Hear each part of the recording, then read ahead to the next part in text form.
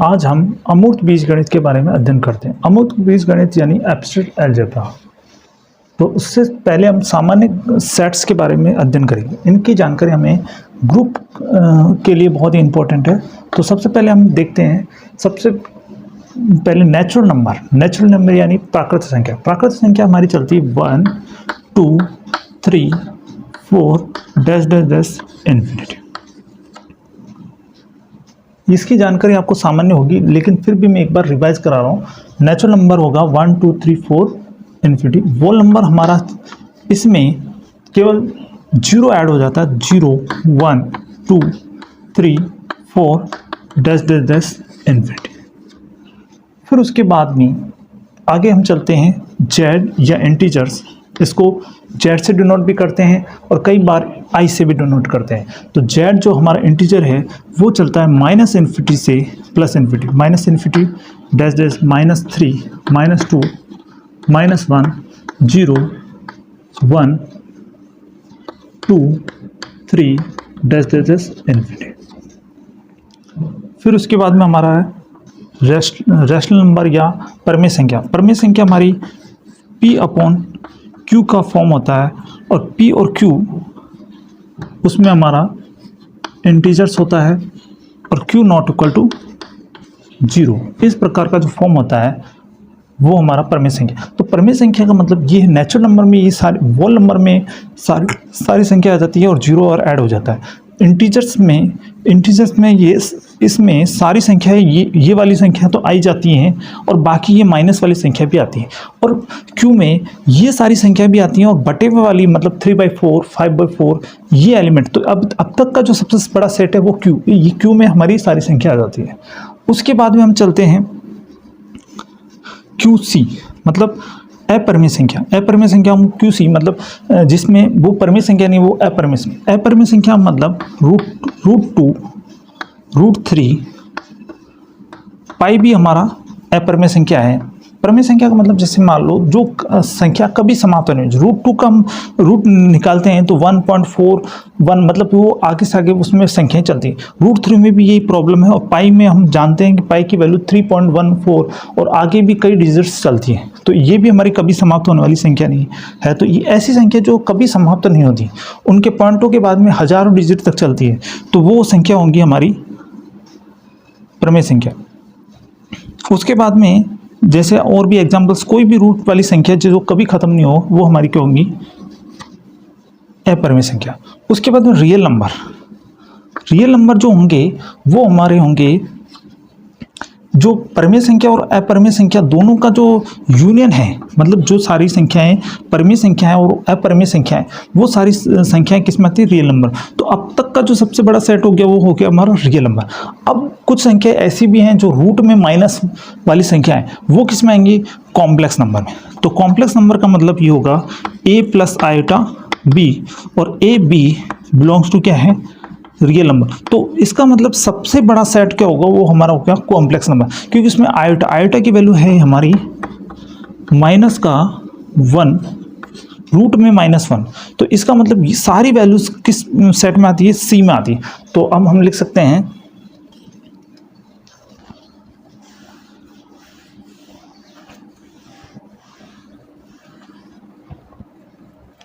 हैं कि सी सबसे बड़ा सेट है, सी कॉम्प्लेक्स नंबर। उससे छोटा सेट है रियल नंबर, और उससे छोटा सेट है डब्लू, और डब्लू से छोटा सेट है नेचुरल संख्या। तो ये हमने सामान्य सेट के बारे में जानकारी ले ली। ये सब हमारे इनफाइनाइट सेट है। आगे हम चलते हैं। तो पहले हम इसमें सबसे पहले ग्रुप में पढ़ने से पहले बाइनरी ऑपरेशन या द्वि आधारी संख्या के बारे में पढ़ेंगे। तो द्वि आधारी संख्या क्या है, या द्विचर संख्या।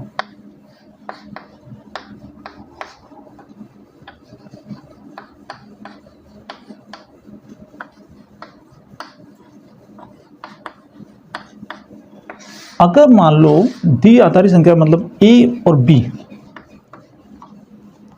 कोई संख्या है बिलोंग्स टू एस कर लें, तो द्विआधारी संख्या का मतलब A belongs to S, B belongs to S, star द्विआधारी संख्या मान रहे हैं, स्टार द्विआधारी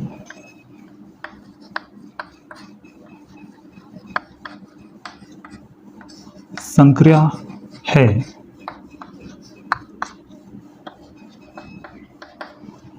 ए B belongs to S, A belongs to S, B belongs to S और ए स्टार बी भी बिलोंग कर रहा है एस में, तो वो हमारी क्या होगी, द्विआधारी संख्या होगी। मतलब स्टार की जगह प्लस आ सकता है, माइनस आ सकता है, इनटू आ सकता है, डिवाइड आ सकता है, और भी कोई भी संख्या हो सकती है। तो इस अगर ए बिलोंग कर रहा है एस में, बी बिलोंग कर रहा है एस में, तो ए स्टार बी बिलोंग कर रहा है एस में, तो वो हमारी क्या होगी, द्विआधारी संख्या होगी। जैसे एग्जाम्पल ग्रुप में हम देखें, एग्जाम्पल ग्रुप में देखिए, जैसे मान लो n प्लस की बात करें, n प्लस में अगर हम 5 बिलोंग्स टू नेचुरल नंबर और हम 3 belongs to natural number, plus संख्या है तो प्लस करना, 5 और 3 बिलोंग करेगा, 5 और 3 8, 8 भी बिलोंग करेगा नेचुरल नंबर में। तो n प्लस क्या होगी, हमारी द्विआधारी संख्या। कोई भी दो नेचुरल नंबर लो और उसका इनटू करो तो हमें नेचुरल नंबर ही मिलता है। तो n प्लस हमारी क्या होगी, द्विआधारी संख्या या बाइनरी ऑपरेशन होगा।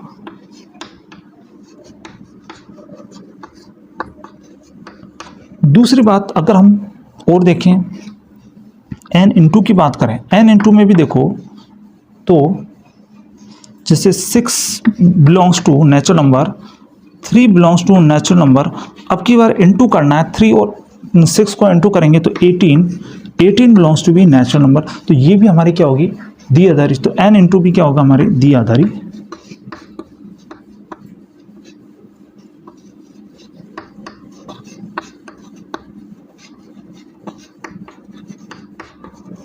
संख्या है।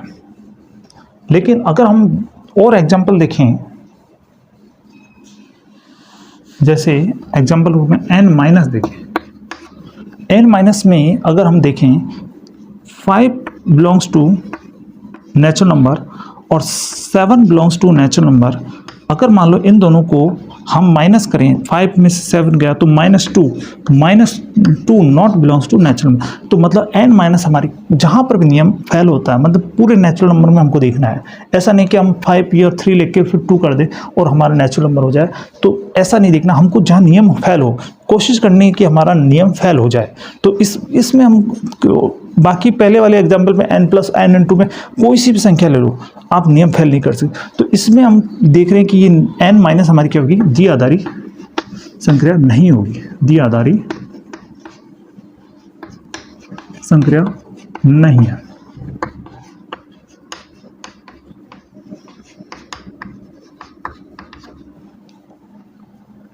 तो ये अब आगे हम देखें, जैसे r माइनस की बात करें, रियल नंबर में देखें तो जैसे 6 बिलोंग्स टू रियल नंबर और 8 बिलोंग्स टू रियल नंबर, तो 6 में से 8 गया -2 बिलोंग्स टू रियल नंबर। तो आप देख सकते हो कि ये रियल नंबर में ये द्विआधारी संख्या है। द्विआधारी क्योंकि रियल नंबर में सारी संख्या आ जा सकती है, तो कोई सी भी संख्या अपन माइनस करेंगे और वो हमारी रियल नंबर में होगी, द्विआधारी संख्या। तो ये सेट पर डिपेंड करता है कि कौन सी संख्या द्विआधारी है कि नहीं।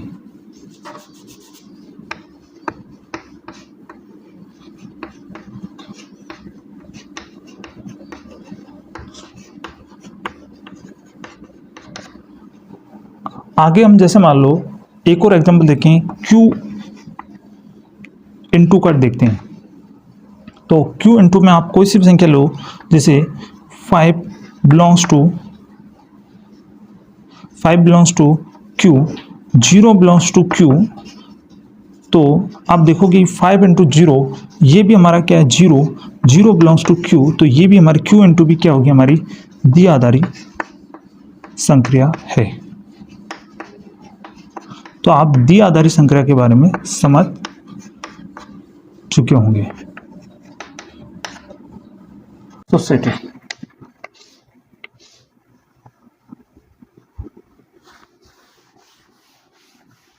तो साहचर्य का मतलब तीन संख्याएं A B C belongs to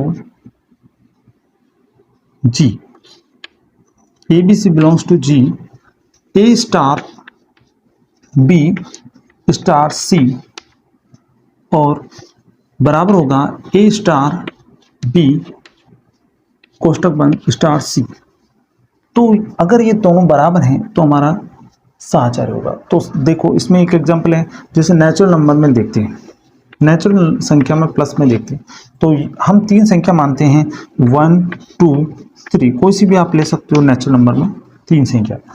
अब इसमें अगर मान लो यहाँ पर ये स्टार में कौन सी संख्या है, प्लस संख्या, तो यहाँ पर हम प्लस संख्या वाले लगाएंगे, तो 1 + 2 + 3 इस बार करते हैं ऐसे, 1 प्लस कोष्टक में 2 + 3 और दूसरी बार हम लेते हैं 1 + 2 और +3, इसका क्रम चेंज करते हैं। तो यहाँ पर आएगा 1 + 2 + 3 5 और 1 + 2 3 + 3, तो इधर भी 6 आ रहा है, इधर भी 6 आ रहा है, तो ये हमारा साहचर्य है।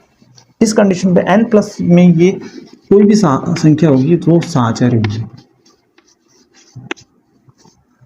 लेकिन अब दूसरा एग्जांपल देखते हैं।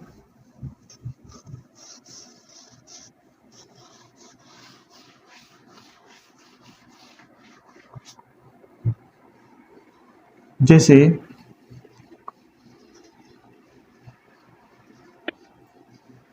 Q इंटू की बात करते हैं, तो Q इंटू में जैसे मान लो तीन संख्या लेते हैं अपन Q में, तो एक लेंगे 5/3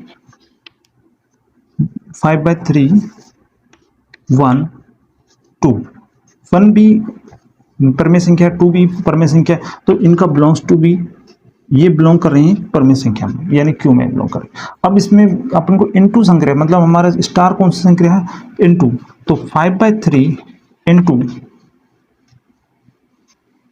1 into 2 equal to 5/3 into 1 into 2।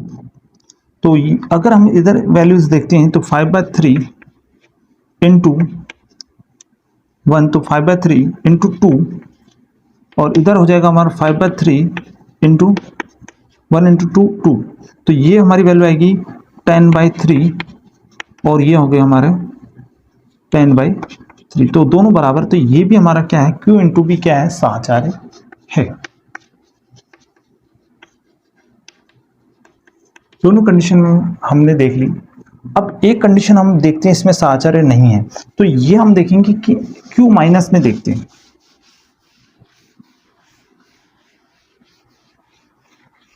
Q into में आप कोई सी भी कंडीशन ले लो उसमें साहचर्य हो जाएगा।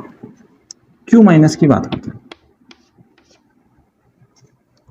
Q माइनस में अगर मान लो हम सिंपली ले लेते हैं 3 2 1 बिलोंग्स टू Q, तो देखो 3 - 2 - 1 इक्वल टू 3, क्रम चेंज किया, तो क्रम पहले तो इस प्रकार लिखा, अब की बार ऐसे लिख दें 3 - 2 - 1, तो इसमें आप देखोगे 3 - 2 - 1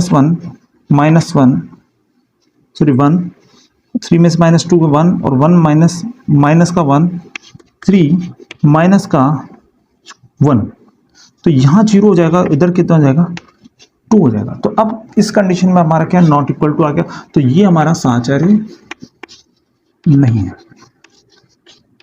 माइनस और डिवाइड वाली संख्याओं में साहचर्य लगभग नहीं होता है, तो आप देख सकते हो माइनस है तो ये साहचर्य नहीं होगा, और प्लस में और इनटू में अधिकांश से साहचर्य होता है।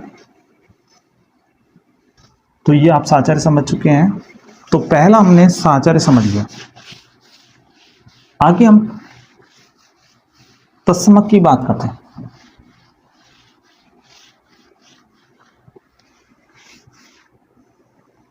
तो तत्समक या आइडेंटिटी एलिमेंट, सेकेंड हमारा तत्समक।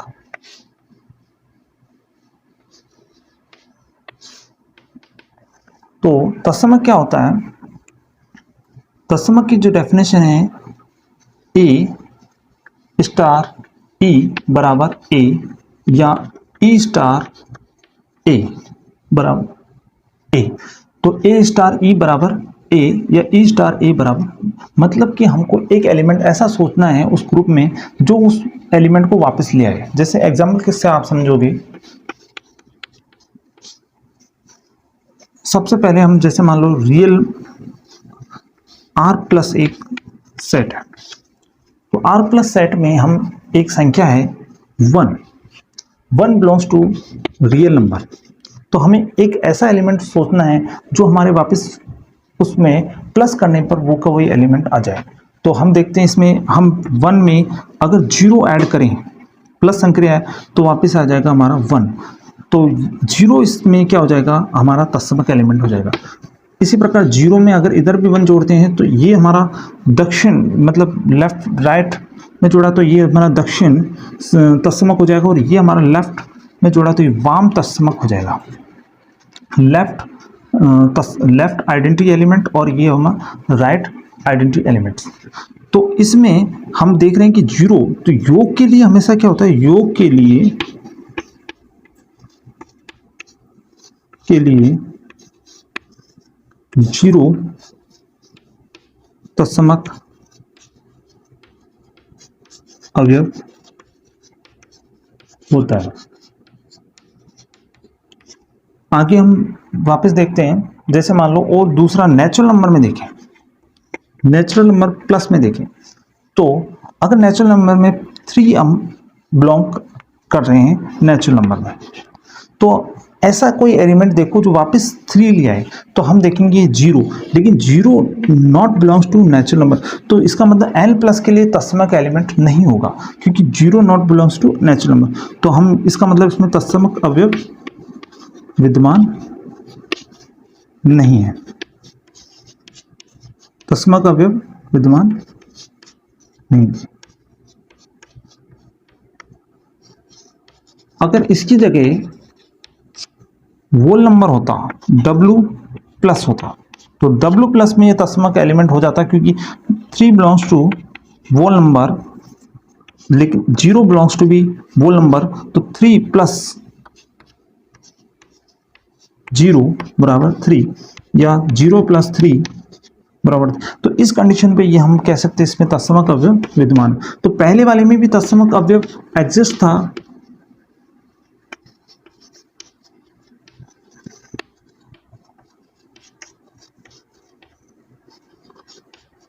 और दूसरे वाले में भी तत्समक अवयव विद्यमान था। सॉरी, दूसरे वाले में तत्समक अवयव विद्यमान नहीं है, क्योंकि उसमें n प्लस है, नेचुरल नंबर में 0 होता नहीं है, तो इसका मतलब तत्समक अवयव इसमें विद्यमान नहीं है। और तीसरे वाले में तत्समक अवयव विद्यमान है।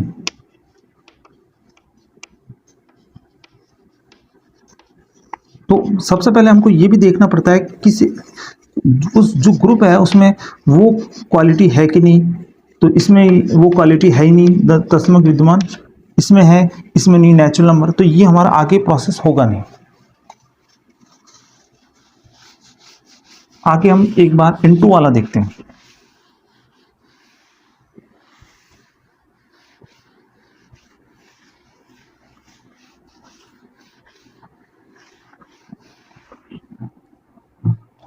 तो जैसे मान लो एक ग्रुप है हमारा नेचुरल नंबर में इनटू,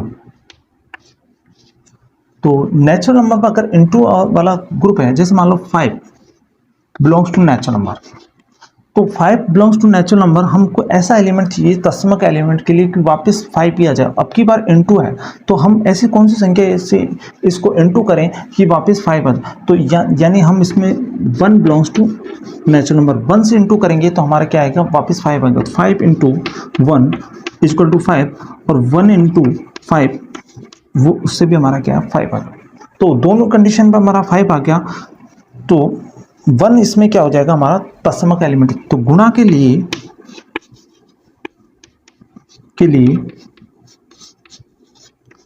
तत्समक अवयव अवयव 1 है। अभी पहले हमने योग के लिए देखा था, योग के लिए हमारा तत्समक अवयव क्या था, 0 था, लेकिन गुणा के लिए तत्समक अवयव क्या है, 1 है। बाकी कंडीशन पर डिपेंड करता है तत्समक अवयव। तत्समक अवयव का मतलब यह है कि वो एलिमेंट जो भी इसमें ऑपरेशन लगाया वापस वो ही एलिमेंट आ जाए, तो वो हमारा क्या होगा, तत्समक एलिमेंट होगा। जिस एलिमेंट को हमने उस पर ऑपरेट किया उसके बाद में वही एलिमेंट आ गया, तो वो जो एलिमेंट हमने जो ऑपरेशन किया वो हमारा एलिमेंट क्या होगा, तत्समक एलिमेंट कहलाएगा।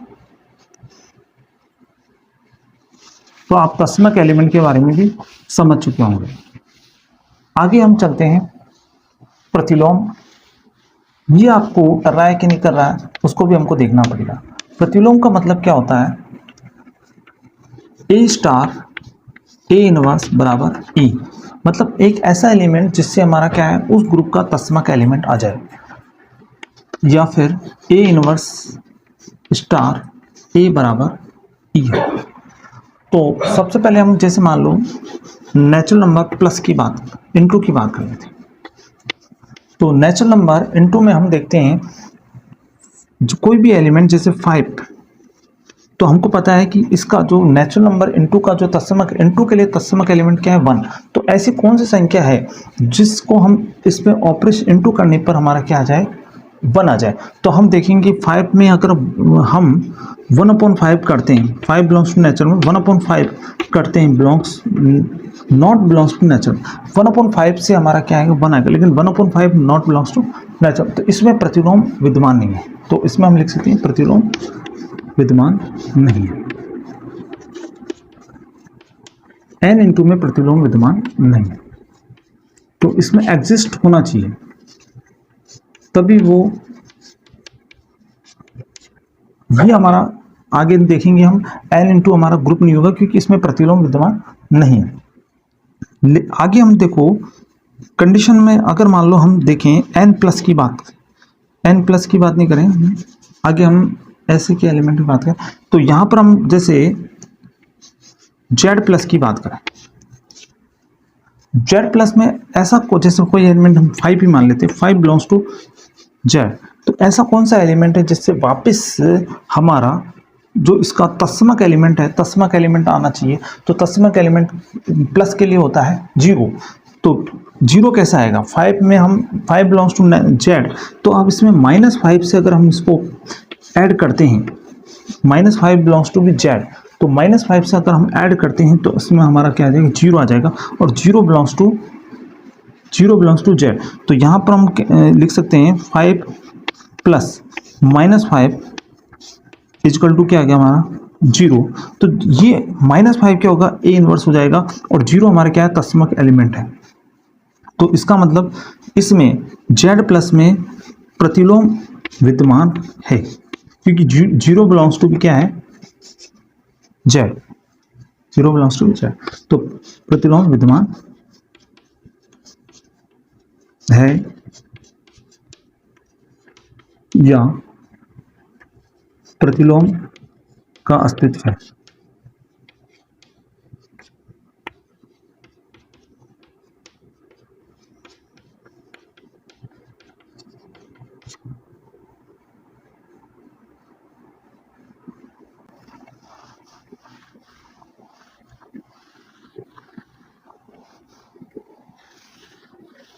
तो आप प्रतिलोम के बारे में समझ चुके होंगे। आगे हम चलते हैं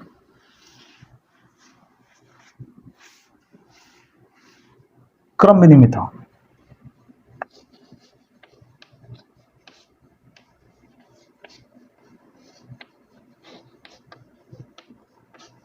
क्रम विनिमयता क्या है, ए स्टार बी बराबर A B belongs to group G, तो A star B, A B belongs to G, A star B बराबर बी स्टार ए, तो हमारा वह एलिमेंट क्या होगा, क्रम विनिमय। जैसे हम एग्जाम्पल के रूप में मानते हैं, नेचुरल नंबर प्लस में लेके चलते हैं, 5 belongs to natural number, 3 belongs to natural number, तो हम देखेंगे 5 + 3 बराबर, अगर इनका क्रम भी चेंज कर दे 3 + 5, तो उस कंडीशन में हमारी वैल्यूज क्या होती है, सेम होती है। तो इसका मतलब क्या होगा, ये n प्लस क्या होगा, क्रम विनिमय होगा।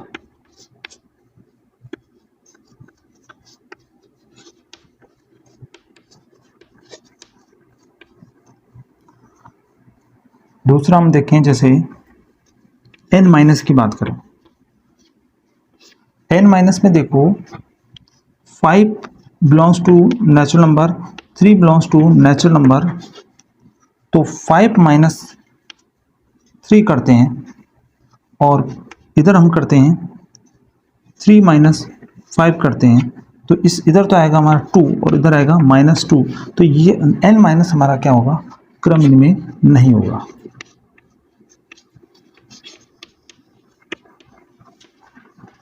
तो अब उसका क्रम चेंज करने पर भी आंसर चेंज नहीं हो तो वो होता है हमारा क्रम विनिमय। A B बराबर P A। तो आप चारों हम प्रॉपर्टीज के बारे में समझ चुके हैं। अब हम चलते हैं ग्रुप के बारे में समझते हैं।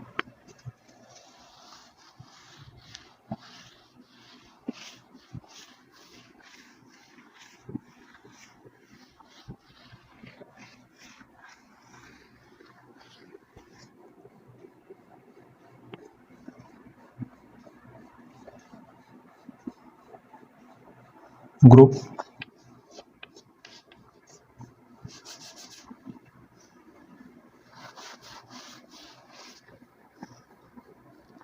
तो ग्रुप के लिए क्या कंडीशन होगी,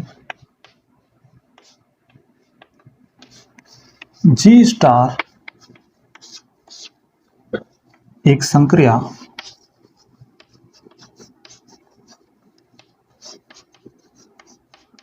ग्रुप कहलाती है।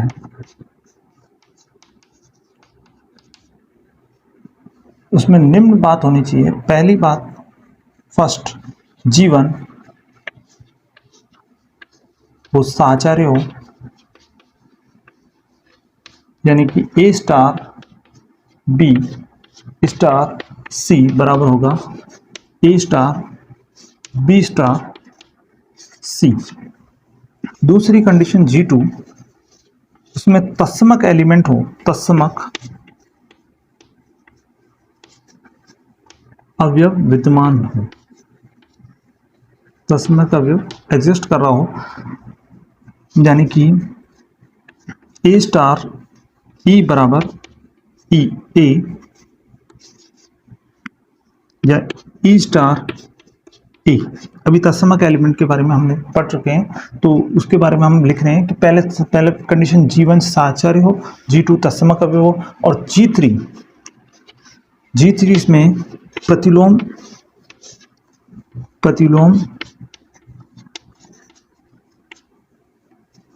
अवयव एग्जिस्ट करता हो, तो यानी कि A इनवर्स बराबर E। इसके बारे में हम पढ़ चुके हैं, अभी हम सवाल करेंगे उससे और क्लियर हो जाएगा। A इनवर्स बराबर E या A इनवर्स स्टार A बराबर E। और ये अगर तीन कंडीशन हो तो हमारा क्या होगा, G स्टार, तीनों प्रॉपर्टीज होंगी तो G स्टार एक ग्रुप होगा।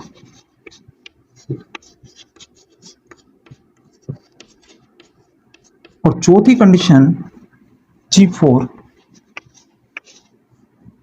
क्रम विनिमयता,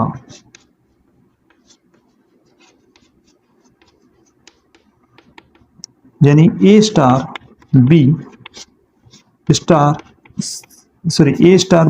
बराबर B* A, तो वो ग्रुप जो होगा क्रम विनिमय ग्रुप होगा। तीन कंडीशन तो ये और चौथी ये कंडीशन और मिल जाए तो वो कौन सा होगा, आबेलियन ग्रुप या क्रम विनिमय ग्रुप होगा। अब अगर मान लो सिंगल कंडीशन हो, जैसे केवल मात्र साहचर्य हो, तो वो हमारा सामी ग्रुप होगा। तो मतलब अगर 3 कंडीशन ये हो और तो ग्रुप होगा, और अगर और चौथी कंडीशन ये मिल जाए तो ये होगा हमारा क्रम निम्न। लेकिन अगर मान लो सिंगल कंडीशन ये है तो वो हमारा होगा सामी ग्रुप।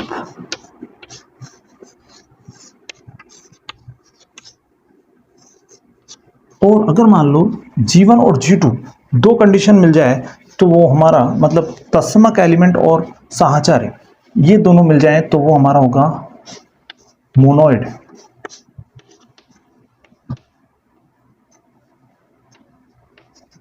और उसके बाद में अगर तीनों कंडीशन मिल जाए तो ग्रुप हो ही जाएगा, और चौथी कंडीशन में मिल जाए तो क्रम में ग्रुप होगा। ये कंडीशन अब हम आगे हम सवालों से इसको क्लियर करेंगे।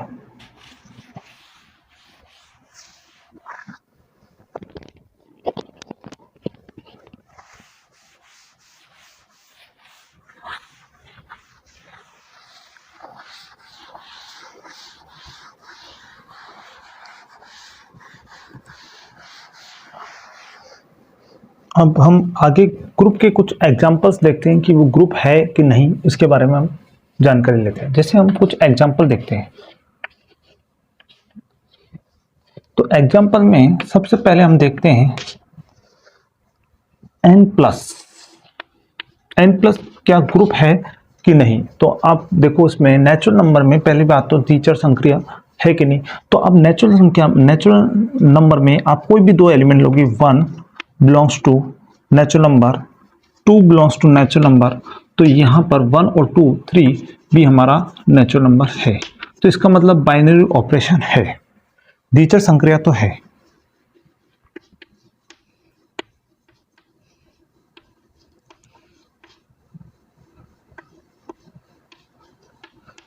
उसके बाद में हम साहचर्य देख सकते हैं, आसानी से साहचर्य हो जाएगा।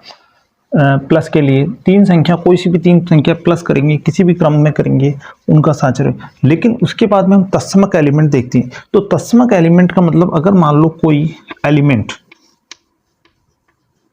तत्समक इसमें एग्जिस्ट कर रहा है कि नहीं, साहचर्य एग्जिस्ट कर रहा है,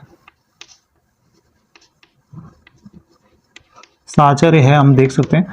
लेकिन तत्समक देखें तो तत्समक का मतलब इसमें एक एलिमेंट 1 है, 1 बिलोंग्स टू नेचुरल नंबर, तो हमको वापस इसमें 1 चाहिए। तो 1 के लिए हमको क्या करना पड़ेगा, ऐड करना पड़ेगा 0 not belongs to natural number, मतलब कि n प्लस में तत्समक का अस्तित्व नहीं है। तो इसका मतलब ये सामी समूह है, लेकिन ये ग्रुप नहीं है। ग्रुप के लिए तीनों प्रॉपर्टी, तो ये हमारा तत्समक ही नहीं है। तो इसका मतलब ये ग्रुप नहीं है, ग्रुप n प्लस ग्रुप नहीं है।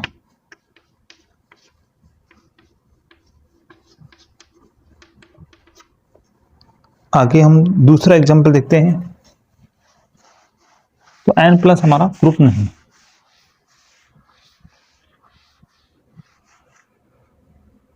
अब n इंटू की बात करते हैं।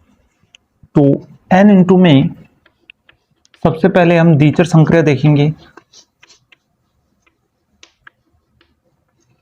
तो द्विचर संक्रिया में हम देखते हैं कि अगर मान लो 1 belongs to natural number, 2 belongs to natural number, तो इनका इंटू भी 1 into 2 belongs to be natural number, यानी 2 बिलोंग्स टू बी नेचुरल, द्विचर संक्रिया। फिर साहचर्य की बात करें तो साहचर्य भी है, इंटू में कोई सी भी संख्या, तीन संख्याओं कैसे भी इंटू करें तो उसका आंसर एक ही होता है, तो साहचर्य है, आसानी से प्रूफ कर सकते हैं। फिर हम तत्समक एलिमेंट देखते हैं। तो तत्समक एलिमेंट में हम देखेंगे इंटू के लिए तत्समक ऐसी संख्या, जैसे हम 3 एक बिलोंग्स टू नेचुरल नंबर, तो ऐसी संख्या जिसको वापस 3 आ जाए तो इंटू करने पे, तो 1 बिलोंग्स टू नेचुरल नंबर, तो यानी कि 3 into 1 belongs to natural number. तो इसका मतलब 1 इसमें बिलोंग कर रहा है, तो इसका मतलब तत्समक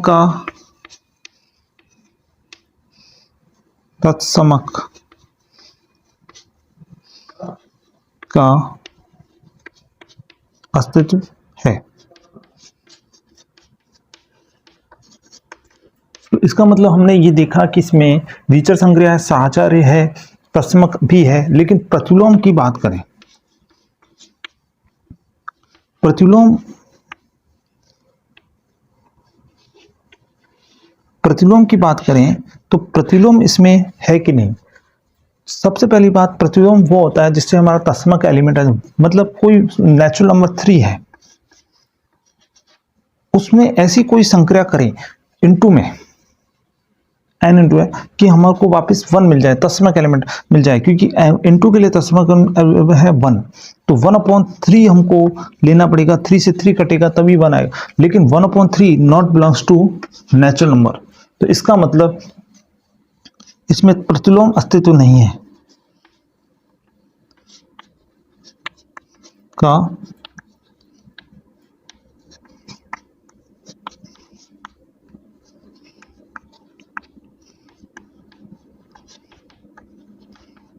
तो अतः ये क्या है, तो ये अगर 3 प्रॉपर्टी प्रूफ नहीं होती तो अतः ये n इंटू पी क्या होगा, अपना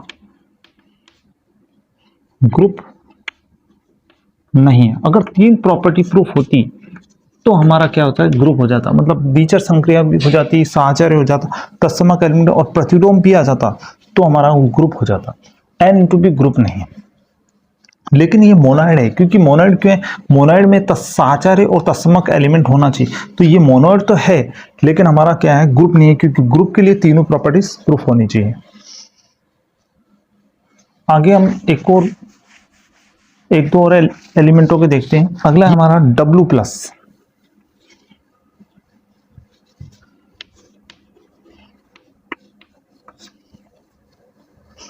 तो W+ ग्रुप है कि नहीं, इसके लिए हम देखते हैं। पहले द्विचर संक्रिया देखते हैं।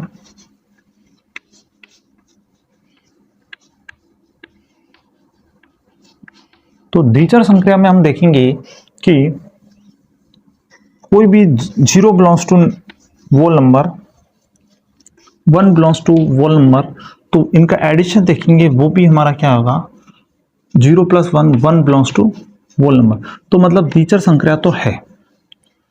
उसके बाद में अगर मान लो उसके बाद में हम साहचर्य देखें, तो साहचर्य में कोई दिक्कत नहीं है, 3 संख्याओं को कैसे भी ऐड करें वोल नंबर में तो वो वापस वही रिजल्ट आता है, तो साहचर्य भी है, साहचर्य भी है। फिर हम दूसरा तत्समक की बात करें। तत्समक वो एलिमेंट होता है जिससे वापस वही एलिमेंट आ जाए, जैसे मान लो 5 बिलोंग्स टू वोल नंबर, तो 5 को हम ऐसी कौन सी संख्या से ऐड करें कि वापस 5 आ जाए, तो 0, और 0 भी बिलोंग कर रहा है वोल नंबर में, तो यानी कि 5 + 0 बिलोंग्स टू वोल नंबर, यानी 5 belongs to be whole number, तो 0 क्या होगा, इसमें तत्समक एलिमेंट होगा, तो ये तत्समक अस्तित्व में है, तो इसका मतलब तत्समक भी का अस्तित्व है।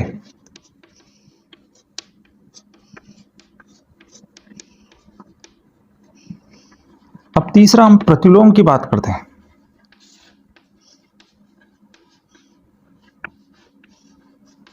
तो प्रतिलोम में देखो, तत्समक एलिमेंट लाना है, तत्समक एलिमेंट इस ग्रुप का है 0, तो 0 के लाने के लिए हमको क्या करना पड़ेगा, जैसे 5 बिलोंग्स टू वोल नंबर, तो हमको इसमें ऐसा एलिमेंट जोड़ना पड़ेगा जिससे हमारा 0 आ जाए, तो हमको -5 लेना पड़ेगा, और -5 not belongs to whole number, तो इसका मतलब इसमें प्रतिलोम का अस्तित्व नहीं है।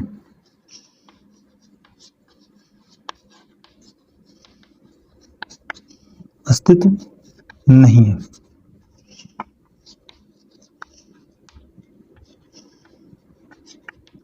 इसका मतलब ये भी मोनोइड है, ग्रुप नहीं है, तो हम लिख सकते हैं W+B ग्रुप नहीं है।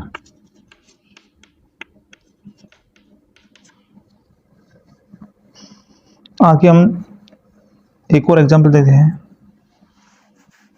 अब W+ की जगह हम और दूसरा सेट लेते हैं।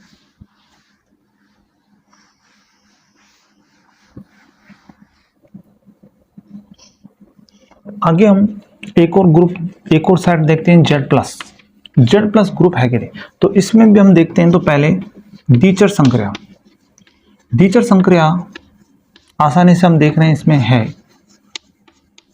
फिर उसके बाद में साहचर्य भी किसी भी प्रकार इसको एलिमेंटों को जोड़ो तो वो भी हमारा जोड़ साहचर्य भी है। उसके बाद तत्समक एलिमेंट, तो जेड तत्समक एलिमेंट प्लस के लिए 0 होता है और 0 बिलोंग्स टू जेड, मतलब तत्समक एलिमेंट वो एलिमेंट होता है जिससे वो एलिमेंट वापस आ जाए। तो 5 में अगर 0 जोड़ेंगे तो 5 आ जाएगा, तो 0 क्या होगा, हमारा तत्समक एलिमेंट होगा। अब प्रतिलोम, इसके बाद में देखते हैं प्रतिलोम। तो प्रतिलोम में हमको तत्समक एलिमेंट चाहिए, जैसे 5 बिलोंग्स टू जेड, तो -5 अगर हम इसमें ऐड करेंगे तो 0 आ जाएगा, तो -5 बिलोंग करता है जेड। तो अब तक के हमने सारे ग्रुप देखे थे, उनमें जो इनफाइनाइट ग्रुप थे, इनफाइनाइट सेट देखे थे, वो सारे ग्रुप नहीं थे, लेकिन ये पहला अपना ग्रुप हो जाएगा। तो Z belongs to 5 belongs to Z, -5 belongs to Z, तो यानी कि -5 plus -5 0 belongs to be Z, हमारा यहाँ तत्समक एलिमेंट आ चुका है। तो इसका मतलब ये हमारा जेड प्लस क्या है, ग्रुप है।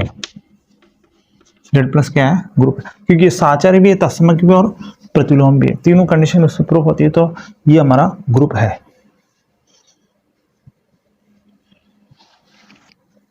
आगे हम देखें और ग्रुप देखते हैं हम, जैसे Q इंटू की बात करते हैं।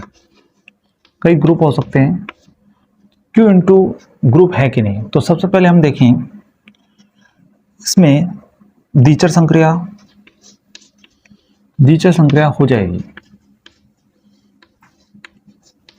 कोई भी दो संख्याओं को लेकर हम इसमें इंटू करेंगे, उसमें परम्य संख्या रैशनल नंबर में, तो वो संख्या उस एलिमेंट में आ जाएगी। जैसे 5 belongs to Q, 6 belongs to Q, तो ये 5 और 6 का इंटू करेंगे 30, वो भी बिलोंग करेगा Q में।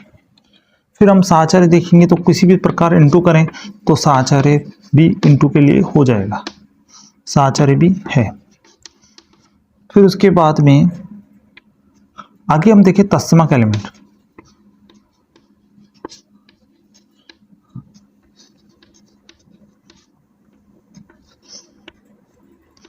तत्समक अवयव वो होता है जिससे कोई भी एलिमेंट वापस वही एलिमेंट प्राप्त हो जाए। जैसे 5 बिलोंग्स टू Q, तो हम इसमें 1 बिलोंग्स टू Q, तो यहाँ पर हो जाएगा 5 into 1 belongs to be Q, यानी कि 5 बिलोंग्स टू बी Q हो गया। लेकिन 0 बिलोंग्स टू Q और 1 बिलोंग्स टू Q, तो अगर इसको इंटू करेंगे तो यहाँ पर भी हो जाएगा 0 into 1 belongs to be Q, यानी कि 0 बिलोंग्स टू बी Q। तो यहाँ हमें पता चल रहा है कि तत्समक अवयव उपस्थित है। तत्समक अवयव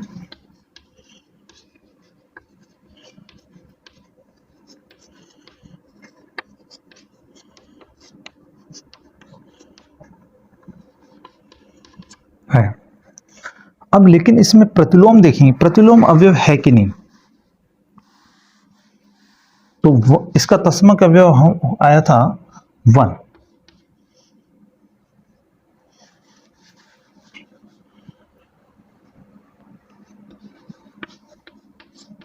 प्रतिलोम के लिए हम देखें तो वह एलिमेंट चाहिए जो 1 लिया है। जैसे 5 बिलोंग्स टू Q, तो 1/5 बिलोंग्स टू बी Q, यानी कि Q एलिमेंट को 1/5 से इंटू करते हैं तो 1 आ जाएगा, 1 बिलोंग्स टू Q।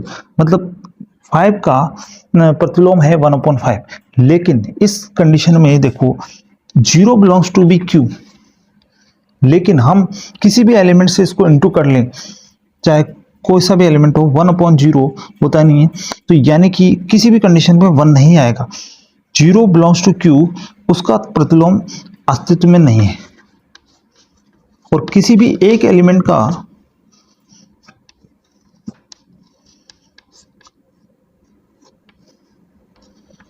अस्तित्व नहीं है, किसी भी एक एलिमेंट का प्रतिलोम एग्जिस्ट नहीं करता उस सेट में से, तो वो ग्रुप हमारा क्या होगा, वो सेट हमारा क्या ग्रुप नहीं होगा। तो इसमें प्रतिलोम का एग्जिस्ट नहीं हो रहा है, इस यहाँ पर इसका नियम फेल हो रहा है। तो यहाँ पर ये Q इंटू ग्रुप नहीं होगा। ये भी हमारा क्या है, साहचर्य और तत्समक है, तो ये मोनोइड हो जाएगा, लेकिन ग्रुप नहीं होगा, नहीं है। Q इंटू ग्रुप नहीं है। लेकिन अगर मान लो इसमें सवाल में इस प्रकार होता, क्योंकि ये नियम केवल 0 पे फेल हुआ है, तो अगर मान लो ये सेट होता Q0 इंटू, Q0 का मतलब इसमें 0 नहीं है, तो उस कंडीशन पे क्या है, ग्रुप हो जाता।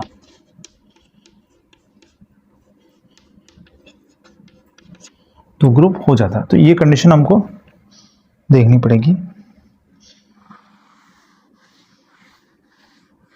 तो आप इस प्रकार आप किसी भी सेट को हम बता सकते हैं कि वो ग्रुप है कि नहीं, या इसमें क्या प्रॉपर्टी है, मोनोइड है या सामी ग्रुप है, ये सब हम बता सकते हैं। ग्रुप दो प्रकार के हो सकते हैं।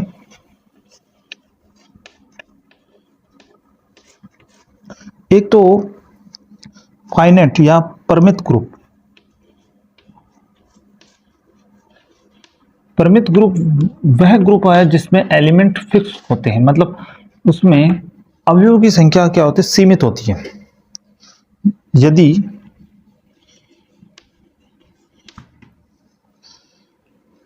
किसी ग्रुप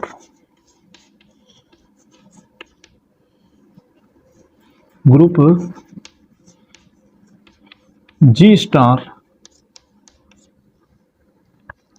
में का समुच्चय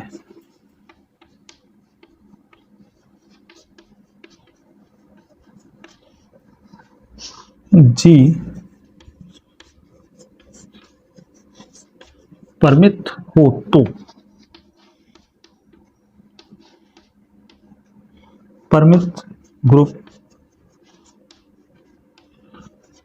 कहलाता है। मतलब उसमें एलिमेंटों की संख्या अगर परिमित है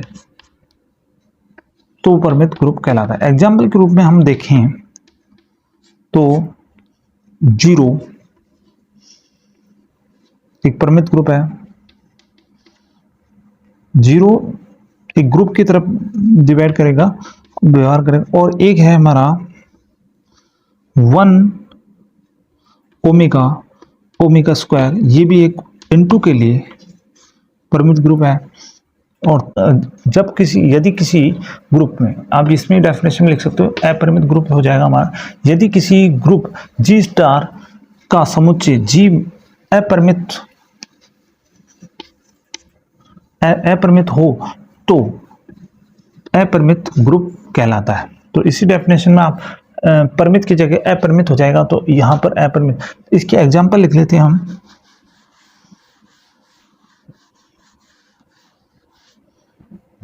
एग्जांपल होंगे Z plus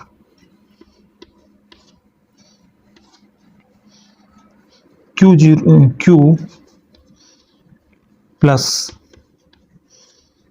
Q into group नहीं था, Q प्लस है, फिर है हमारा R प्लस। नेक्स्ट हम कुछ ग्रुप के सवाल करते हैं। क्वेश्चन है हमारा, सिद्ध कीजिए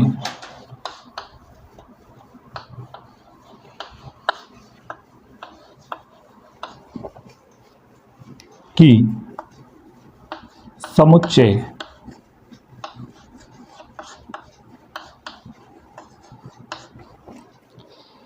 -1 आयोटा माइनस आयोटा, जहां आयोटा बराबर √-1 गुणा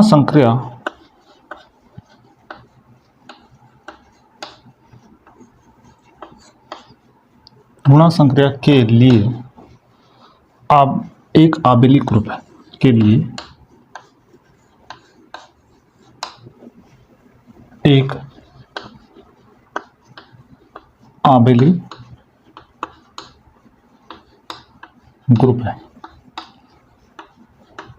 तो ऐसे सवाल करने के लिए हमको पहले एक सारणी बनानी पड़ेगी और प्लस आबेलिक ग्रुप की जगह यहाँ पर क्रम विनिमय ग्रुप भी आ सकता है। तो इसका आंसर हम लिखते हैं, पहले हमको जी दे रखा है 1 -1 आयोटा और माइनस आयोटा। तो अब इसकी एक टेबल बनेगी।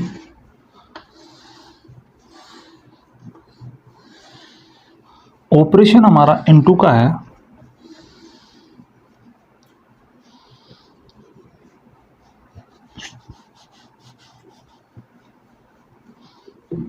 तो इनटू का ऑपरेशन लगाएंगे, गुणा के लिए आयोटा 1 -1 आयोटा और माइनस आयोटा। इधर भी हम 1 -1 आयोटा और माइनस आयोटा। 1 को 1 से इंटू करेंगे तो 1, 1 को -1 से करेंगे तो -1, 1 को आयोटा से करेंगे तो आयोटा, 1 को माइनस आयोटा से करेंगे तो माइनस आयोटा, -1 को 1 से करेंगे तो -1, -1 को -1 से करेंगे तो +1, -1 को आयोटा से करेंगे तो माइनस आयोटा और -1 को माइनस आयोटा से करेंगे तो यहाँ प्लस आयोटा। आयोटा को 1 से इंटू करेंगे तो आयोटा, माइनस आयोटा से माइनस आयोटा, -1 से करेंगे तो माइनस आयोटा, आयोटा को आयोटा से करेंगे तो आयोटा स्क्वायर की वैल्यू -1, आयोटा को आयोटा से इंटू करेंगे तो आयोटा स्क्वायर की वैल्यू -1, माइनस माइनस +1, -1 को आयोटा से करेंगे तो minus iota, minus minus plus iota, iota को आयोटा स्क्वायर की वैल्यू -1, माइनस माइनस +1, आयोटा को आयोटा से करेंगे आयोटा स्क्वायर और माइनस माइनस प्लस, तो यह हो जाएगा -1। तो इस प्रकार हम सक्रिय सारणी बना सकते हैं। अब ये सारणी का अवलोकन करके हम ये प्रूफ करेंगे कि ये हमारा आबेलिक ग्रुप है।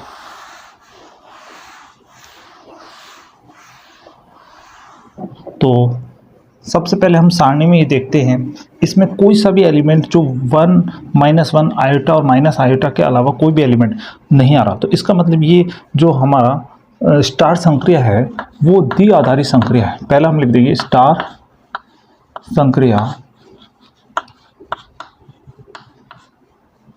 द्विआधारी संक्रिया। द्विआधारी संक्रिया का मतलब जो एलिमेंट्स अब हमारे पास है वही इस सारणी में आ रहे हैं, तो वो हमारी द्विआधारी संक्रिया बाइनरी ऑपरेशंस है। द्विआधारी या द्विचर संक्रिया है।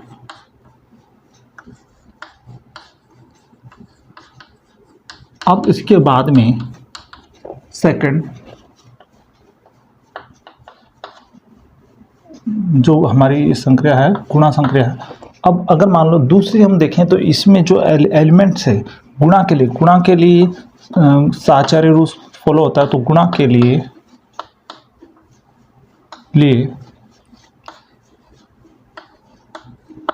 साहचर्य है। तो दो चीज़ हमारे। अब तत्समक एलिमेंट के लिए हमको देखना पड़ेगा फर्स्ट लाइन के जैसी ही कौन सी लाइन आ रही है उसके ऊपर वाला एलिमेंट हमारा तत्समक एलिमेंट होगा। तो 1 -1 आयोटा और माइनस आयोटा, 1 -1 आयोटा और माइनस आयोटा, तो पहली लाइन से दूसरी लाइन से मैच खा रही है। तो इसका मतलब जो हमारा जो इस लाइन का ऊपर वाला एलिमेंट होगा वो तत्समक एलिमेंट होगा। तो तत्समक एलिमेंट क्या हो जाएगा यहाँ पर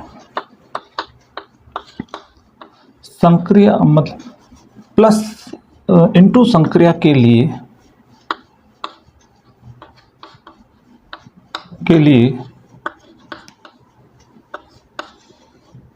तत्समक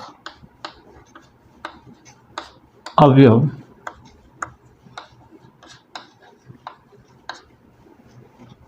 वन है। तो हमारा तत्समक एलिमेंट मिल गया। और बाकी हम देख सकते हैं कि तत्समक एलिमेंट की डेफिनेशन उससे वही एलिमेंट वापस 1 को 1 से इंटू करते हैं तो 1 आ जाता है, -1 को 1 से इंटू करते हैं तो भी -1 आ जाता है, आयोटा को 1 से इंटू करते हैं तो भी आयोटा आ जाता है, और माइनस आयोटा को 1 से इंटू करते हैं तो माइनस आयोटा। तो तत्समक एलिमेंट क्या हो जाएगा हमारा 1 हो जाएगा। अब हमको आगे प्रतिलोम देखना। तो प्रतिलोम हर एलिमेंट का अलग अलग होता है। तो 1 -1 आयोटा और माइनस आयोटा का प्रतिलोम देखना। तो 1 का प्रतिलोम, प्रतिलोम वो होता है जिससे हमारा तत्समक एलिमेंट यहाँ पर क्या है 1। तो 1 का प्रतिलोम क्या होगा 1, क्योंकि 1 से ही हमारा क्या आ रहा है 1 ही आ रहा है, तो यानी कि 1 का प्रतिलोम तो क्या आ गया 1। -1 का प्रतिलोम भी -1 ही हो जाएगा, क्योंकि -1 से वापस हमारा -1 को -1 से इंटू करते हुए 1 आ रहा है, तो 1 जिससे आता है वही उसका प्रतिलोम है। आयोटा का प्रतिलोम हो जाएगा माइनस आयोटा, आयोटा का प्रतिलोम माइनस आयोटा, क्योंकि आयोटा को माइनस आयोटा से इंटू करते हैं तो 1 आता है, तो आयोटा का जो प्रतिलोम होगा वो होगा माइनस आयोटा। और माइनस आयोटा का प्रतिलोम होगा वो आयोटा होगा, क्योंकि माइनस आयोटा को आयोटा से इंटू करते हैं तो 1 आता है, तो यहाँ पर माइनस आयोटा का प्रतिलोम हो जाएगा आयोटा होगा। अब चौथी कंडीशन हम क्रम विनिमय की देखना चाहते हैं। क्रम विनिमय का देखने के लिए हमको सारणी का अवलोकन करना पड़ेगा। तो इसमें सबसे पहली बात ये लास्ट वाला एलिमेंट देखेंगे, यहाँ पर इससे ऊपर और इधर देखेंगे, अगर एलिमेंट सेम आ रहे हैं तो वो हमारा क्या होगा क्रम विनिमय होगा। तो ये -1 है, सारी पंक्तियों में देखेंगे तो -1 के इधर एलिमेंट देखते हैं 1 आयोटा और माइनस आयोटा, इधर देखते हैं 1 आयोटा माइनस आयोटा, फिर -1 के देखते हैं -1 के इधर minus iota iota minus iota iota, और 1 के उधर देखते हैं तो -1, इधर देखते हैं -1। तो इस प्रकार हम देख सकते हैं कि सारणी का अवलोकन करने पर हमको पता चला है कि जो हमारा ग्रुप है वो हमारा क्या है क्रम विनिमय ग्रुप है, क्योंकि 3 ग्रुप तो पहले ग्रुप हो गया और ये हमारा क्रम विनिमय ग्रुप। तो हम आगे लिख देंगे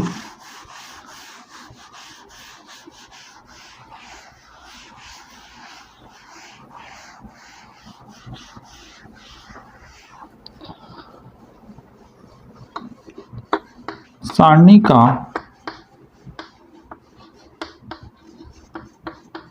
अवलोकन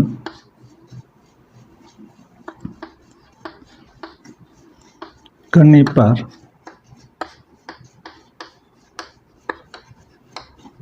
पता चलता है कि ग्रुप इनटू संक्रिया एक क्रम विनिमय है।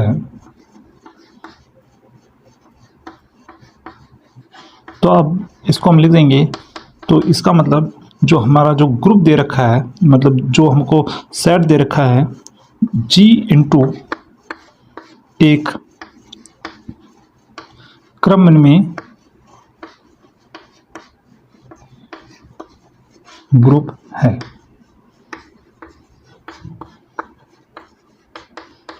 यह सवाल हमारा यहाँ समाप्त हो गया। अब हम नेक्स्ट सवाल देखते हैं।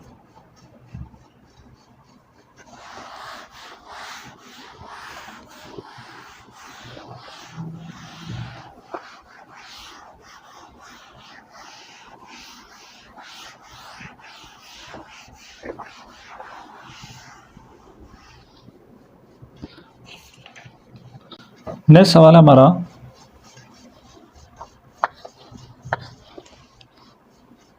सिद्ध कीजिए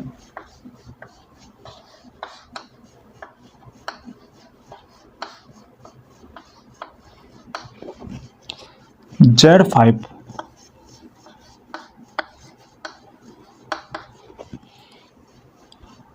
0 1 2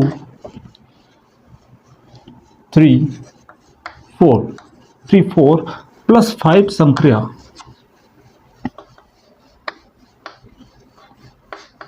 के लिए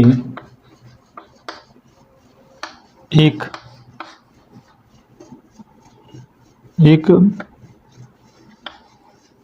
क्रम विनिमय या आबेलिक ग्रुप है। क्रम विनिमय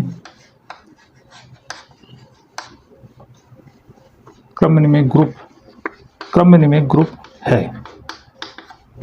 तो हमको इसके लिए भी एक टेबल बनानी पड़ेगी। वही सवाल जो हमने पहले किया था वैसे ही करना है। Z5 +5 आते ही हमको क्या करना है 0, उसके आगे फिर वापस 6 आते 1, तो आगे हम चलेंगे तो सारणी बनाएंगे जो हम क्लियर कर देंगे 0 1 2 3 और 4। +5 के लिए हम टेबल बनाते हैं।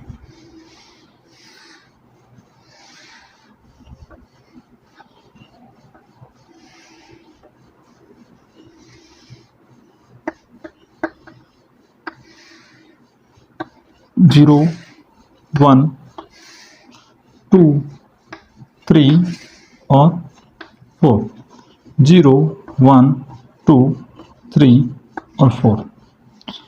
तो सबसे पहले हम इसमें +5 में 0 को 0 में ऐड किया 0, 0 में 1 ऐड किया 1, 0 में 2 ऐड किया तो 2, 0 में 3 ऐड किया 3, 0 में 4 ऐड किया तो 4, 1 + 0 1, 1 और 1 2, 1 और 2 3, 1 और 3 4 और 1 और 4 5, 5 आते ही हमें को क्या करना है 0 करना है। आगे 2 और 0 2, 2 और 1 3, 2 और 2 4, 2 और 3 5, 5 आते 0, 2 और 4 6 और 6 में 5 0 फिर 1 बचेगा, 3 और 0 3, 3 और 1 4, 3 और 2 5 0, 3 और 3 6 और 1, 3 और 4 7 7 और 5 0 तो 2 बचा। उसके बाद 4 और 0 4, 4 और 1 5, 5 आते 0, 4 और 2 6, 6 में 5 0 1, फिर 4 और 3 7, 7 में 5 0 2 और 4 और 4 8, 5 0 तो 3। तो इस प्रकार हमारी सारणी। अब इस सारणी में हम अवलोकन करेंगे तो जो हमारे पास 0 1 2 3 4 है वही हमारे एलिमेंट सारणी में आ रहे हैं। तो इसका मतलब जो हमारी +5 वाली संख्या है वो द्विआधारी संख्या है। तो इस सारणी के आधार पर हम रिजल्ट लिखेंगे। अब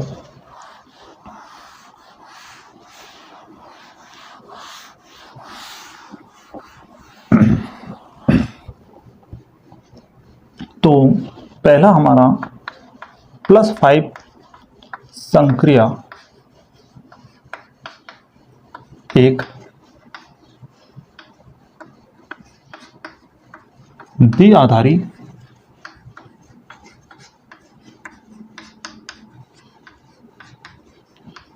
संक्रिया है। दूसरा हम लिखेंगे इसमें, दूसरा हम देखते हैं इसमें +5 योग के लिए हम कहते हैं +5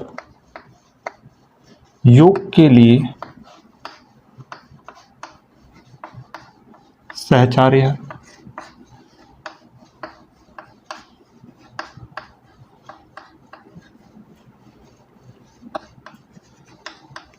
यानी एसोसिएटिव है।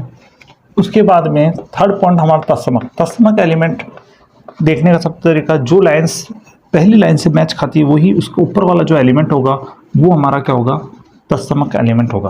तो 0 1 2 3 4 और 0 1 2 3 4, तो इस वाली लाइन का सबसे ऊपर वाला जो एलिमेंट होगा वही हमारा क्या हो तत्समक। और बाकी हम देखते हैं 0 में 0 ऐड करते हैं 0 आता है। तत्समक एलिमेंट वो होता है जिससे वही एलिमेंट वापस आ जाए। 1 में 0 जो ऐड करते हैं तो 1 आता है, 2 में 0 ऐड करते हैं 2 आता है, और 3 में 0 ऐड करते हैं 3 आता है, 4 में 0 ऐड करते हैं 4 आता है। तो यहाँ पर हम कह देंगे 0 तत्समक अवयव है।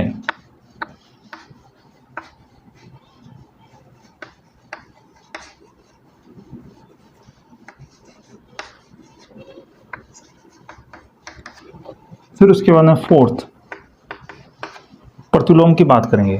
तो 0 1 2 3 और 4 के प्रतिलोम क्रम से हमें ऐसा एलिमेंट देखना है जिससे संक्रिया करने पे 0 आ जाए। तो 0 को 0 से संक्रिया कराने पर 0 आता है, तो 0 का प्रतिलोम होगा 0। 1 का प्रतिलोम, 1 को 4 से संक्रिया कराने पे 0 आ रहा, तो 1 का प्रतिलोम होगा 4। फिर उसके बाद में 2 को 3 से संक्रिया कराने पे 0 आ रहा, तो 2 का प्रतिलोम होगा 3। फिर 3 को 2 से संक्रिया कराने पर 0 आ रहा है तो 3 का प्रतिलोम होगा 2। 4 को 1 से संक्रिया कराने पर 0 आ रहा है तो 4 का प्रतिलोम होगा 1 होगा।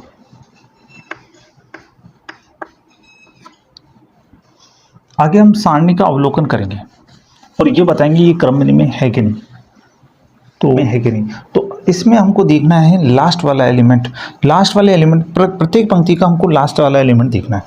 मतलब प्रत्येक पंक्ति का मतलब ये हमारा 3 है, 3 को हम देखेंगे तो 3 के इधर वाले एलिमेंट और ऊपर वाले एलिमेंट सेम आ रहे हैं तो फिर वो क्रम की कैटेगरी में आएगा। 3 को देखा 2 1 0 4, 2 1 0 4 और वापस 1 में देखें तो 1 में देखेंगे 0 4 3 0 4 3, फिर 4 में देखेंगे 3 2 3 2 और 2 में देखेंगे 1 और इधर 1। तो इस प्रकार हम कह सकते हैं ये हमारा क्या है, सारणी का के अवलोकन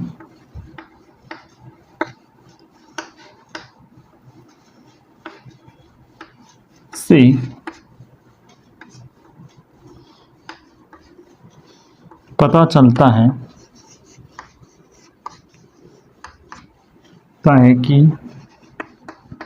मुख्य विकर्ण मतलब इधर जो हमारा मुख्य विकर्ण के प्रति सम्मित है। तो हम इसको कह सकते हैं ये क्रम में है। तो +5 संक्रिया जो हमारी है वो क्रम में है संक्रिया। तो ग्रुप तो पहले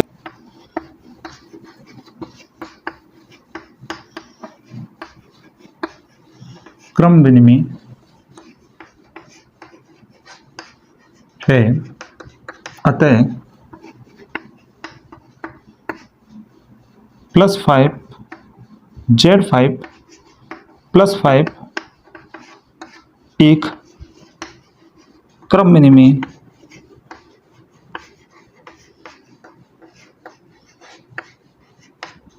ग्रुप है।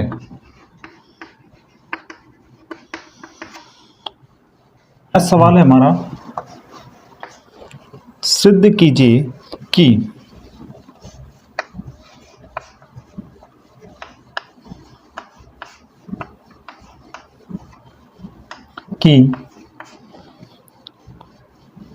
ग्रुप समुच्चय या set F1 F2 F3 F4 F5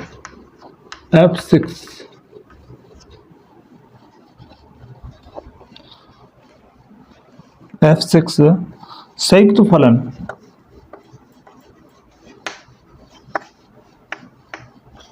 फलन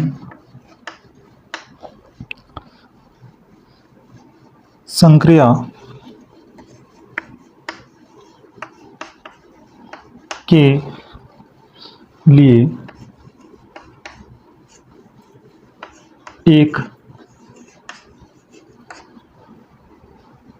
परिमित पति आबेली ग्रुप है। मतलब आबेली नहीं है, मतलब क्रम में नहीं है, लेकिन ग्रुप है। तो इसमें हमको F1 की वैल्यू दे रखी है, F1 Z इक्वल टू दे रखा हमको Z, फिर हमको दे रखा F2 Z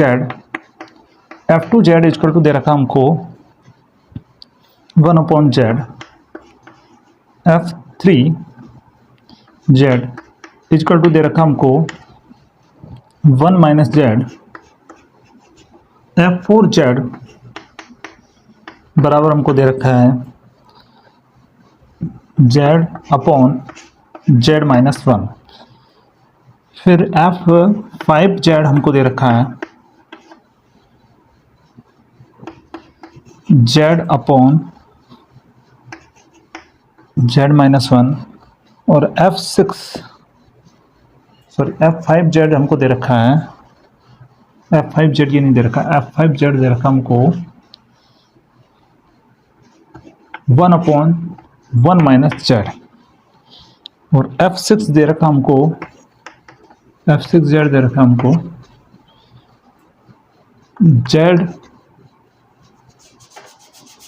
F6Z हमको दे रखा है Z-1 अपॉन Z, ये हमको दे रखा है। F1Z हमको दे रखा है Z, F2Z हमको दे रखा है 1 upon Z, F3Z equal to दे रखा है 1 minus Z, F4Z equal to दे रखा है Z अपॉन Z-1, F5Z हमको दे रखा है 1 अपॉन 1 माइनस Z, और F6Z दे रखा है हमको Z-1 अपॉन। तो सारणी बनाते हैं हम, या टेबल बनाते हैं। हमारे पास एलिमेंट है F1, F2, F3, F4, F5 और F6। तो इसकी हमको सारणी बनानी है। सारणी में हम एक दो एलिमेंट निकाल के बताएंगे, फिर वापस पूरी सारणी को हम लिख देंगे। सेम प्रोसेस से बाकी एलिमेंट भी निकल जाएंगे।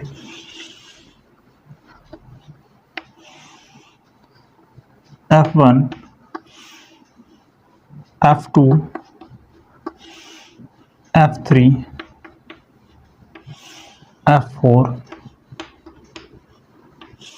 F5 और F6, F1, F2, F3, F4, F5 और F6।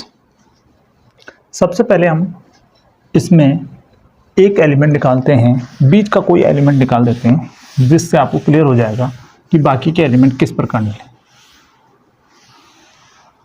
तो हम F4, F3O, F4 निकाल के बताते हैं। F3O, F4, Z निकाल के बताते हैं। तो F3 संयुक्त फंक्शन आपने पढ़ा होगा F3, F4, Z। F4Z की वैल्यू क्या है? F4Z की वैल्यू है Z अपॉन Z-1। तो हम लिख देंगे F3Z अपॉन Z-1। अब F3 के Z अपॉन Z-1, तो हम F3 में, F3 क्या है हमारा 1 माइनस Z, Z की जगह हमको रखना पड़ेगा Z अपॉन Z-1। तो यहाँ रखेंगे 1 माइनस Z, क्योंकि F3Z का फंक्शन है 1 माइनस Z, तो Z की जगह आपके पास Z-1 हो गया, तो उसको हम रखेंगे Z की जगह Z-1। तो यहाँ पर हो जाएगा हमारा Z-1 minus Z upon Z-1। Z से Z कैंसिल। अब ये माइनस आ रहा, तो माइनस को हमको नीचे भेजना पड़ेगा, तो यहाँ पर हो जाएगा 1 अपॉन 1 माइनस Z। तो अब हम देखते हैं 1 अपॉन 1 माइनस Z किसकी वैल्यू है, वो हमको पता है F5 की वैल्यू, यानी कि इसकी जगह हमारी वैल्यू हो जाएगी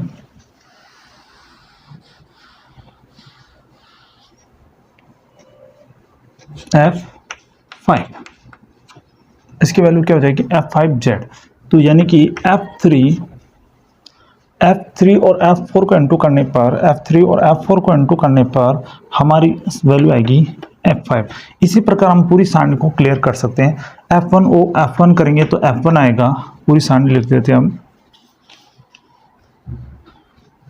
F2, F3, F4, F5, F6, फिर आएगा हमारा F2, F1, फिर आएगा हमारा F5, F6, F5, F4, आगे आएगा हमारा F3, F6, F1, फिर F5 आ गया, फिर उसके बाद में आएगा F4, F2। आगे हम F4 में देखें, F4, फिर आएगा F5, फिर F4, F1, फिर F2,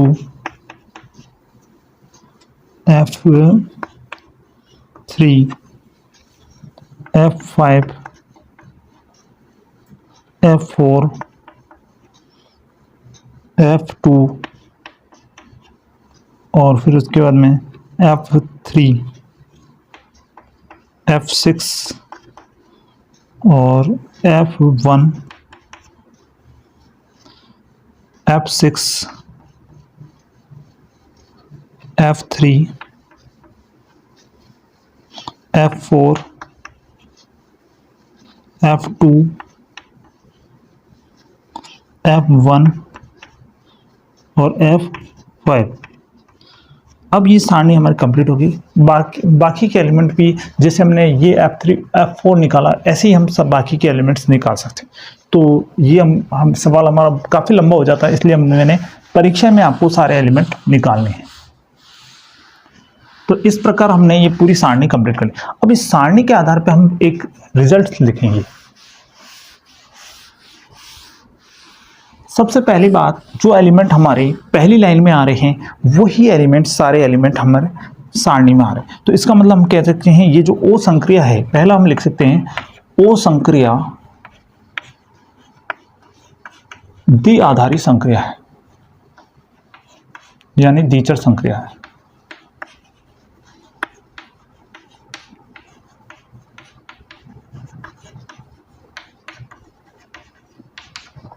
उसके बाद में सेकंड हमको लिखना है साहचर्य। तो साहचर्य हमको पता है कि इसमें जो एलिमेंट है ओ संयुक्त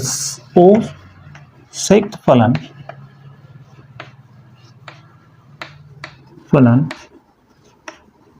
संक्रिया एक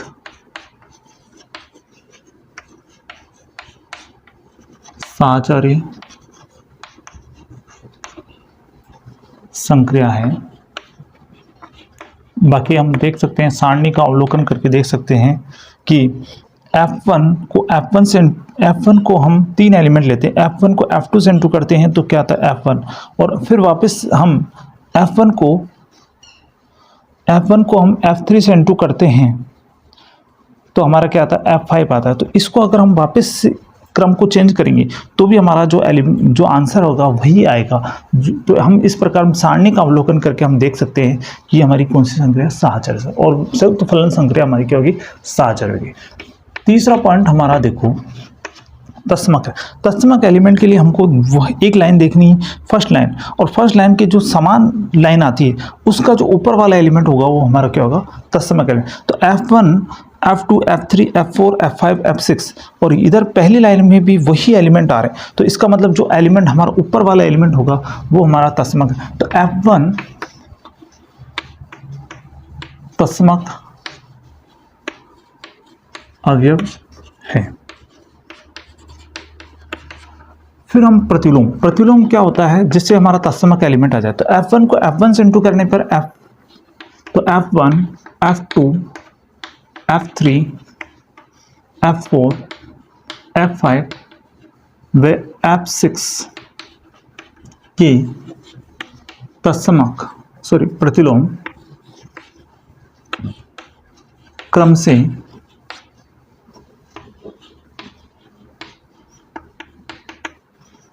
F1 का प्रतिलोम तो होगा खुद F1 ही होगा, क्योंकि F1 से F1 आ रहा है। F2 का भी F2 ही होगा, क्योंकि F2 से F1 आ रहा है। F3 का भी F3 होगा, कि F3 से F1 आ रहा है। F4 का देखो, F4 का भी F4 ही होगा, क्योंकि F4 से F1 आ रहा है। F4 को F4 से इंटू करते F1 आ रहा है, तो F4 ही होगा। लेकिन F5 का देखो, F5 का प्रतिलोम F6 होगा, क्योंकि F5 से F6 को इंटू संयुक्त फलन संक्रिया लगाने पर F1 आ रहा, तो F5 का F6 होगा और F6 का F5 होगा, वह F5 होगा।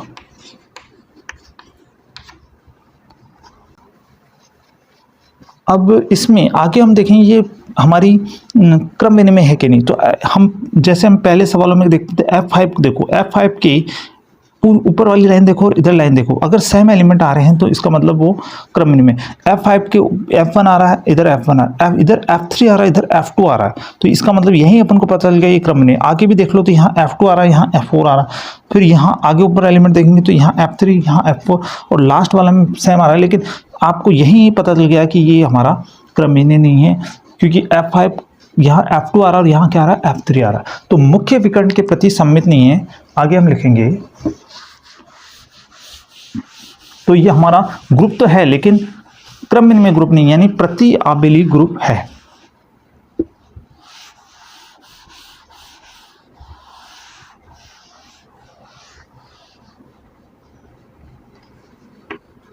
तो फिफ्थ पॉइंट है मुख्य विकर्ण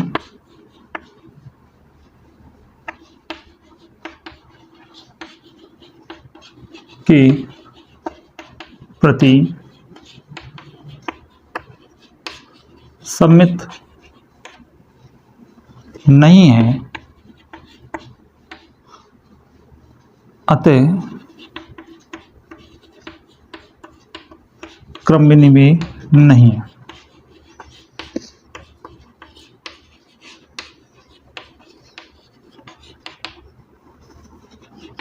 अब ये क्रमहीन में नहीं है तो आगे हमको ये देखना पड़ेगा, तो इसमें हम लिख देंगे अतः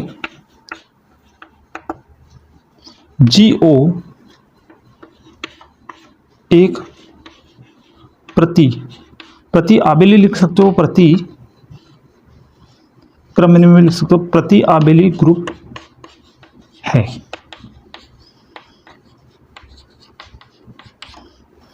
तो नेक्स्ट सवाल है हमारा,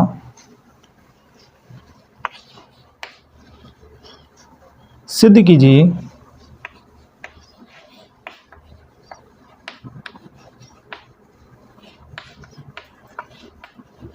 कि धनात्मक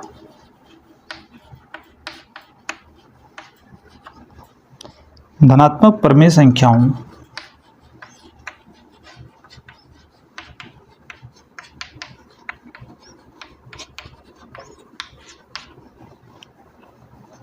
का समुच्चय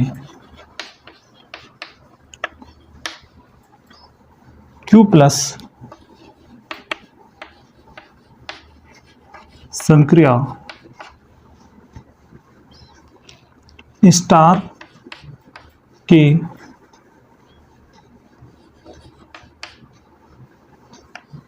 लिए एक क्रमहीन में ग्रुप है। हमें ग्रुप नहीं, क्रमहीन में ग्रुप प्रूफ करना है, और इसमें हमको दे रखा है A स्टार B बराबर हमको दे रखा है AB/2। ऐसे कई सवाल हैं, सेम प्रोसेस से हमको आगे के सारे सवाल करने हैं।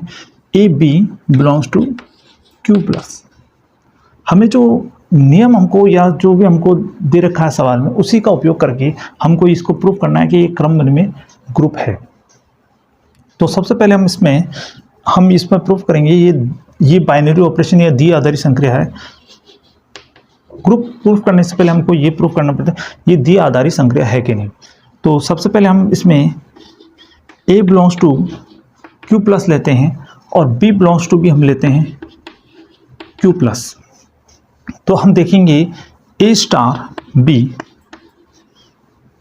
तो अब AB/2, तो हम देखते हैं दो परमेय संख्याओं का अगर हम गुणा करके उसमें 2 का भाग लगाते हैं तो वो भी एक परमेय संख्या आती है। तो यानी AB/2 बिलोंग्स टू भी क्या आएगा, Q प्लस, यानी कि A star B belongs to भी क्या आ गया हमारा Q प्लस। तो A belongs to Q plus, B belongs to Q plus, तो A star B belongs to भी Q प्लस। अतः हम कह सकते हैं जो स्टार संक्रिया है हमारी वो द्विआधारी संक्रिया है।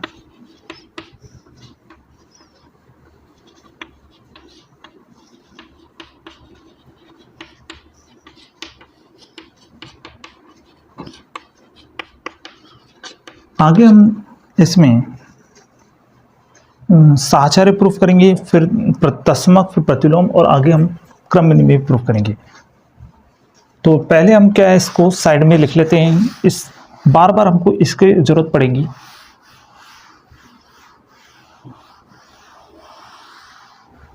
तो हमारे सवाल में दे रखा है ए स्टार बी बराबर हमको दे रखा है ए बी बाई 2 और ए बी बिलोंग्स टू दे रखा हमको क्यू प्लस। सबसे पहले हम साहचर्य प्रूफ करेंगे। तो साहचर्य यानी G1 ग्रुप के लिए हमको तीन प्रूफ करना पड़ता है, साहचर्य, तत्समक और प्रतिलोम। और क्रम में ग्रुप के लिए एक और क्रम में और प्रूफ करना पड़ता है, 4 प्रॉपर्टी। तो हमें 4 प्रॉपर्टी प्रूफ करनी पड़ेगी क्योंकि इसमें क्रम विनिमय की बात हुई। साहचर्य के लिए हमको ए स्टार बी स्टार सी या ए स्टार कोष्टक में बी स्टार सी ये प्रूफ करना। तो इधर ये एलिमेंट हमने पहले कोष्टक में लिया, इधर हमने बाद वाले एलिमेंट, तो इन दोनों की वैल्यूज अगर बराबर आ जाती है तो इसका मतलब वो हमारा क्या होगा, साहचर्य होगा। तो हम पहले एलएचएस लेते हैं। तो पहले हमारा एलएचएस है ए स्टार बी स्टार सी। तो ए स्टार बी की वैल्यू है हमारे पास ए बी बाई 2 स्टार सी। अब ये पहला एलिमेंट हो गया ए, तो ए बी बाई 2 इंटू हम लिख सकते हैं सी, तो ए बी बाई 2 इंटू सी और डिवाइड में आ जाएगा 2, यानी कि हो जाएगा ए बी सी बाई 4। ये तो हमारा एल एच एस हो गया। अब हम आर एच एस लेंगे। अगर एल एच एस और आर एच एस बराबर हो जाता तो हम कह देंगे ये साहचर्य है। तो अगला हम देखते हैं R H S. R H S हमारा है ए स्टार बी स्टार सी। तो ए स्टार बी स्टार सी हम लिखेंगे बी सी बाई 2।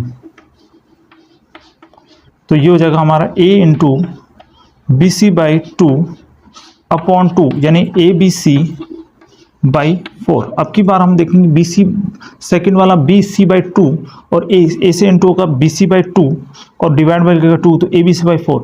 तो मतलब हमारा एल एच एस और आर एच एस दोनों की वैल्यूज बराबर आ गई। तो इसका हम लिख सकते हैं कि हमारा साहचर्य हो गया। लिख देते हैं, लिखेंगे ए स्टार बी स्टार सी, ए स्टार कोष्टक में 20 और स्टार सी बराबर होगा ए स्टार कोष्टक में बी स्टार सी। अतः पहले हम लिख देंगे साहचर्य है।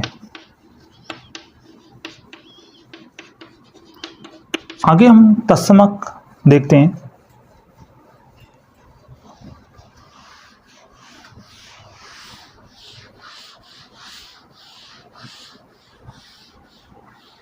तो तत्समक के लिए हम देखो G2 तत्समक।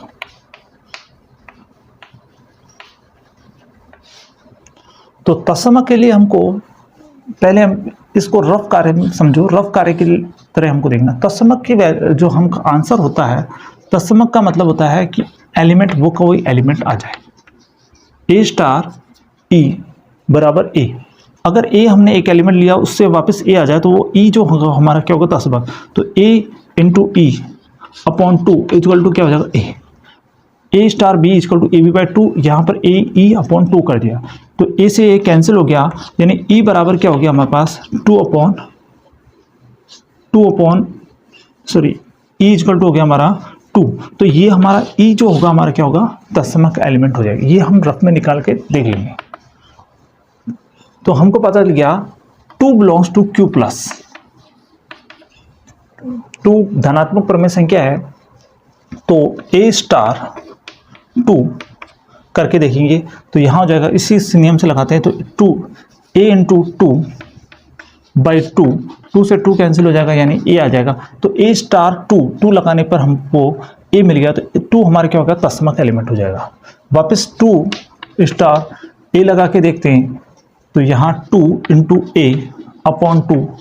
तो दोनों स्थिति से हमको पता है कि यहाँ पर क्या आ रहा है, ए आ रहा है। तो इसका मतलब 2 हमारा क्या हो गया, 2 तत्समक अवयव है, मतलब तत्समक अवयव विद्यमान है इसमें।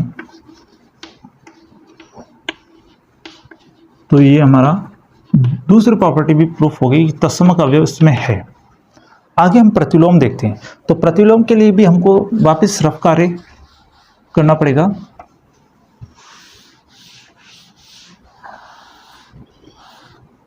प्रतिलोम G3,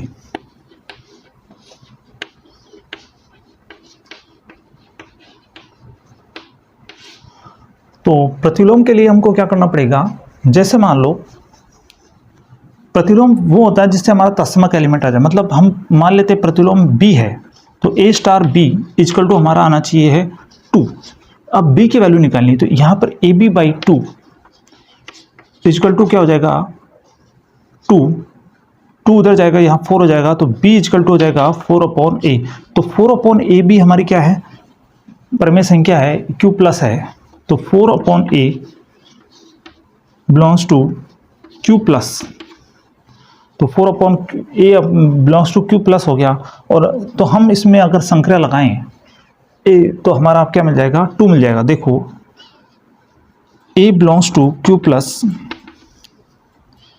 तो A star 4 upon A equal to क्या होगा A into 4 upon A upon 2। A star B वाली हमने लगाई, तो यहाँ पर A से A कटेगा, 4 अपॉन 2 यानी क्या आ जाएगा हमारा 2। तो A स्टार 4 अपॉन A लगाने पर हमारा 2 आ गया।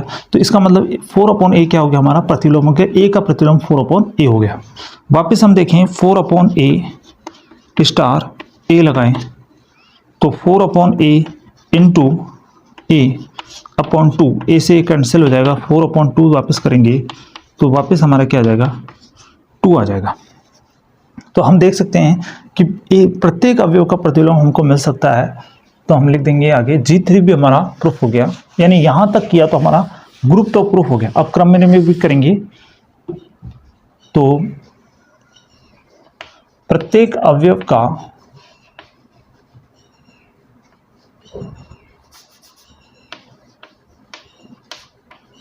का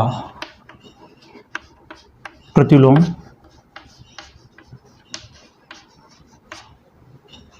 विद्यमान है।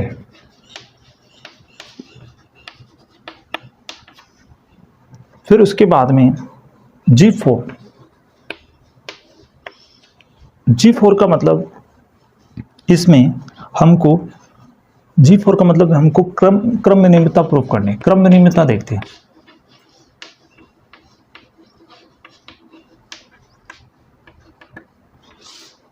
तो क्रम में नियमितता के लिए हम इसमें A स्टार B बराबर हमको दे रखा है AB बाई 2। गुणा में हम इसको चेंज कर सकते हैं, तो इसको लिख सकते हैं BA अपॉन 2। तो BA अपॉन 2 को हम लिख सकते हैं B star A। A star B बराबर हो गया हमारा B स्टार A। तो हम लिख सकते हैं एक क्रम में भी है।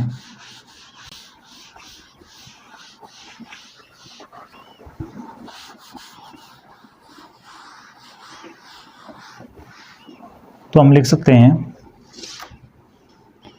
A स्टार B बराबर B स्टार A, अतः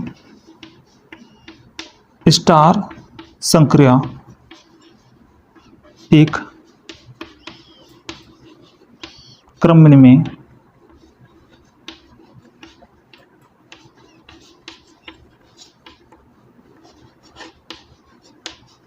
ग्रुप है। एक और सवाल है जो आप कर लेना, नेक्स्ट सवाल हम लिख देते हैं, इसी की तरह है।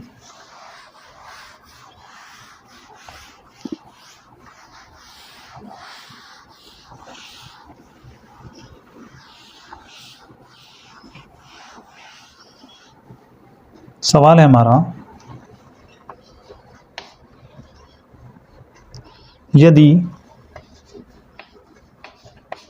-1 के अतिरिक्त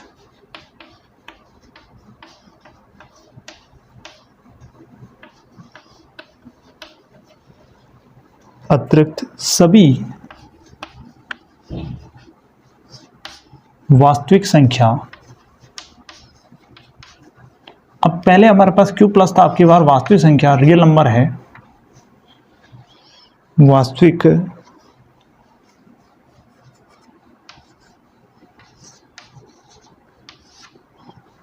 संख्याओं का समुच्चय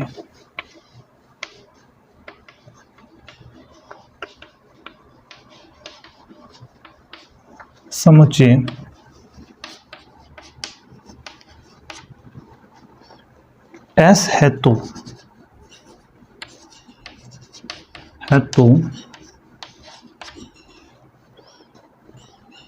सिद्ध कीजिए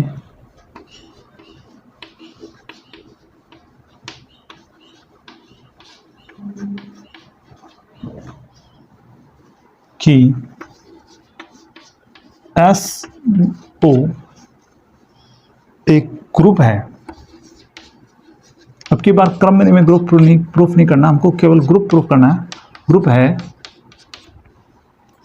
और ओ संक्रिया जो हमको दे रखी है, ए ओ बी इक्वल टू दे रखा है ए प्लस बी। पहले हमको स्टार संक्रिया दे रखी थी, अब की ओ दे रखा, उससे कोई फर्क नहीं पड़ता। A plus B plus A B, और ए बी बिलोंग्स टू हमारा दे रखा एस, और एस क्या है, एस वास्तविक संख्या है। तो वास्तविक संख्या में कोई सा भी हमको वास्तविक संख्या में सारी संख्या आ जाती है, बस आयोटा वाली संख्या के अलावा। तो ए बी बिलोंग्स टू क्या है हमको एस, और एस क्या है हमारा वास्तविक संख्याओं का समुच्चय, और वास्तविक संख्याओं में भी -1 इसमें नहीं है। तो इस प्रकार का सवाल है, इसको आप कर लेना। इसमें हमको ग्रुप प्रूफ करना है।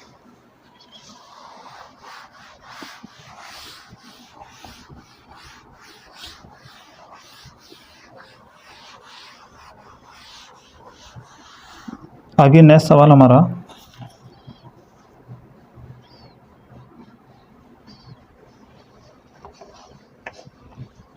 नेक्स्ट सवाल हमको दे रखा है, यदि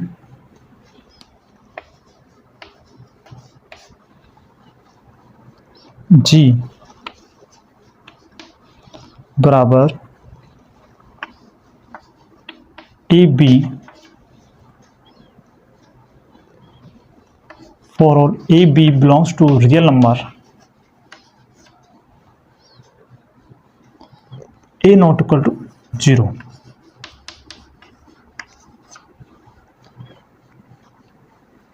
A belongs to A तथा A G में निम्न प्रकार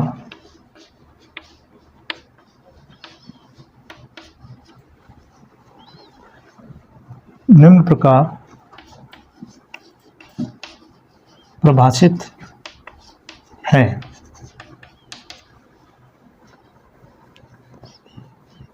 क्या है, A B O C D बराबर A C B C plus D. तो हमको ये प्रूव करना है कि जी ओ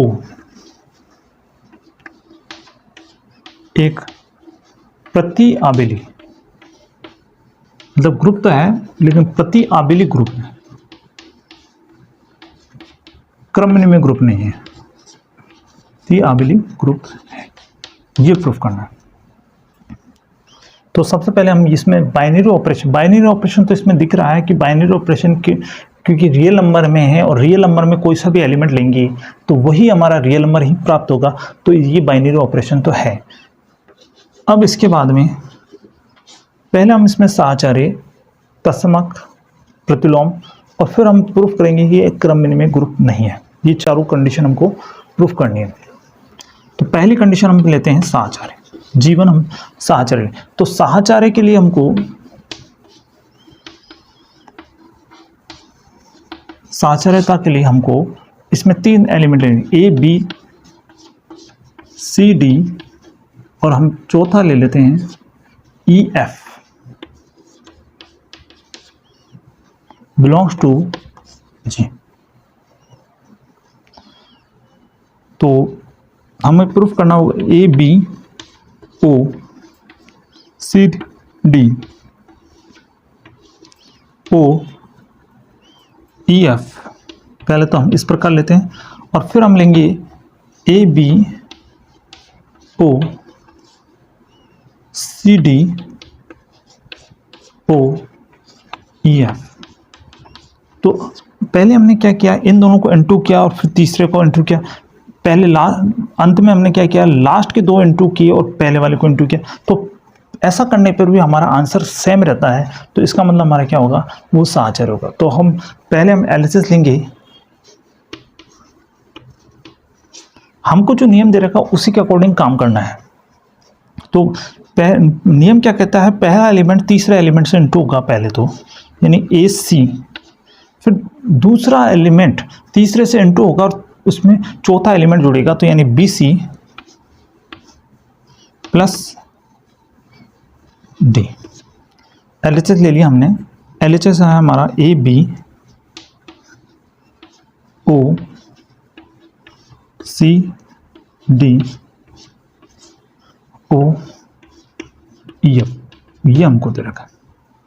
तो पहला एलिमेंट हमने तीसरे वाले एलिमेंट से जोड़ दिया और दूसरा एलिमेंट तीसरे वाले से इंटू करके और चौथा एलिमेंट जोड़ दिया, इंटू फिर ऑपरेशन लगाना है ई एफ। तो वापस वही करेंगे, पहला एलिमेंट से तीसरे वाले एलिमेंट को इंटू करेंगे, तो यानी हो जाएगा ए सी ई। अब दूसरा जो एलिमेंट है उससे तीसरे वाले एलिमेंट को इंटू करेंगे, यानी कि B C plus D E. दूसरे वाले एलिमेंट को हमने तीसरे वाले एलिमेंट, तो यहाँ पर दूसरा element B C plus D into E, तो ये आपको ध्यान रखना पड़ेगा। तो प्लस चौथा वाले एलिमेंट को हमने चौथा वाला एलिमेंट एफ उसको जोड़ा, तो यहाँ पर हमारा ये बन जाएगा A C E comma B C E plus D E plus F, ये हमारा बन गया एलएचएस। अब आरएचएस देखेंगे,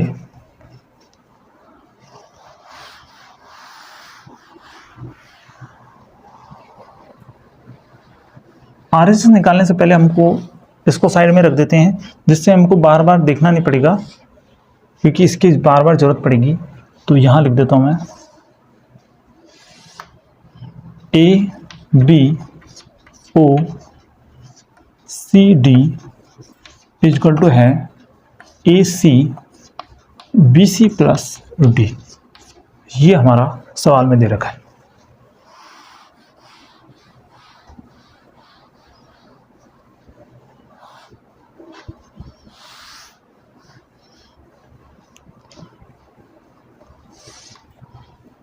तो अब आरएचएस लेते हैं, आरएचएस हमारा है A B O C D O E F.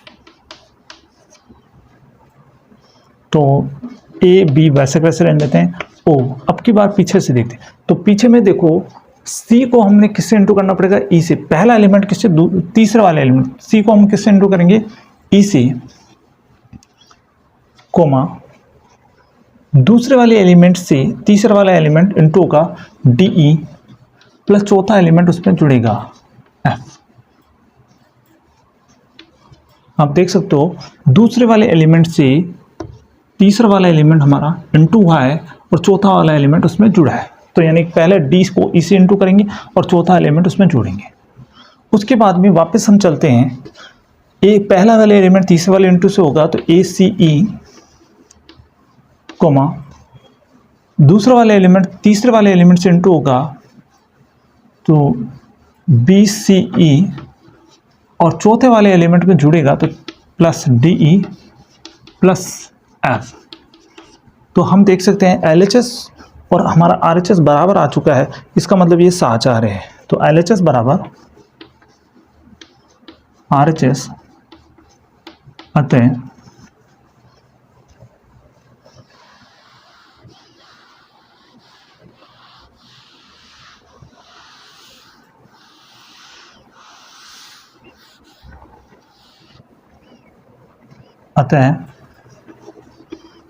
ओ संक्रिया जो है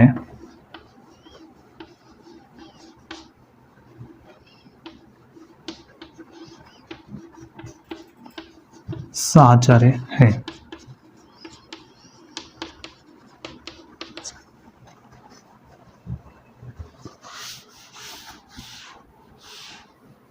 बाद में हम देखते हैं वो संक्रिया, उसके बाद में हम देखेंगे G2 तत्समक एलिमेंट।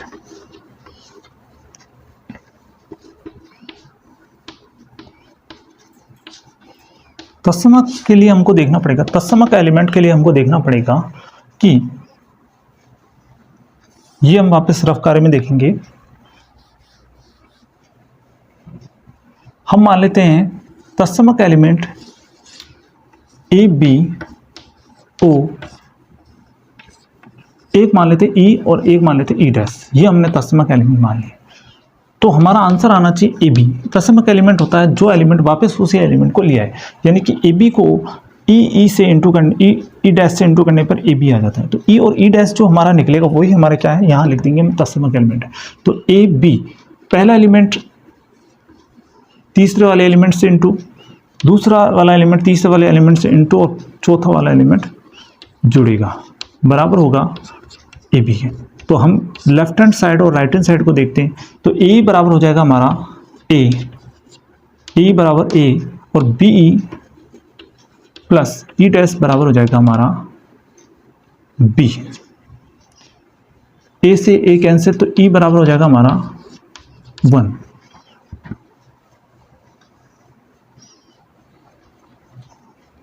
आगे हम देखते हैं जो ई बराबर 1 है, जो हमारे सेकंड इक्वेशन के उसमें रखते हैं, ये आप रफ कार्य में देख लेना। तो यहाँ पर b plus E dash equal to हो जाएगा b से b कैंसिल, तो ई डैश बराबर हो जाएगा 0। तो e की वैल्यू आ गई 1 और b की वैल्यू आ गई, हम ई डैश की वैल्यू आ गई हमारे 0। तो e और ई डैश की वैल्यू 1 और 0 आ गई। तो 1 और 0 क्या हो जाएगा हमारा तत्समक अवयव हो जाएगा। तो अब 1 0 बिलोंग्स टू हम लिख देंगे G, क्योंकि अब इसमें देखो 1 0 है, तो 1 ए बी ओ 1 0 करके देखते हैं, उससे वापस ए बी आता है कि नहीं आता। तो पहला एलिमेंट से हम तीसरे वाले एलिमेंट को इंटू करेंगे, a इंटू 1 प्लस कोमा, दूसरे वाले एलिमेंट को तीसरे वाले इंटू से करेंगे b इंटू 1 प्लस चौथा वाले एलिमेंट जोड़ेंगे, तो यानी वापस आ गया हमारा ए बी। तो ये 1 0 क्या हो गया हमारा तत्समक। वापस हम इधर भी देख लेते हैं 1 0 ओ ए बी करके देखते हैं। तो यहाँ पर हो जाएगा पहला एलिमेंट तीसरे वाले एलिमेंट से इंटू का 1 इंटू ए कोमा, दूसरा वाला एलिमेंट तीसरे वाले से इंटू होगा और चौथे में ऐड होगा, तो 0 इंटू ए प्लस बी, यानी आ गया हमारा ए बी। तो हम देख सकते हैं कि हमारा ए बी से वापस ए बी आ गया, यहाँ पर भी ए बी से ए बी आ गया। तो 1 0 हमारा क्या हो गया तत्समक अवयव हो गया। तो G2 भी हमारा अस्तित्व में है।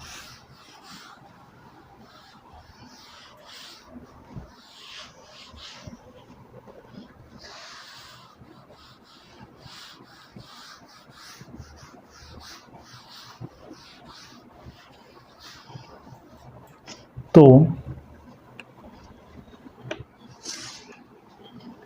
1 0 GO संक्रिया के लिए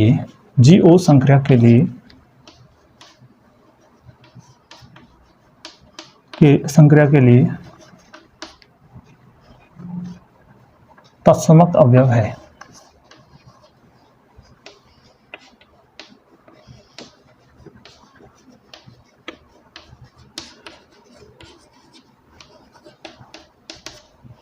अब इसके बाद में आगे हम चलते हैं प्रतिलोम। तो हमारा जो तत्समक अवयव है 1 0, वो एलिमेंट लाने के लिए हमको वही हमारा क्या होगा प्रतिलोम होगा। तो अब पहले हम रफ कार्य से प्रतिलोम निकाल के लाएंगे। G3 हमारा क्या है प्रतिलोम।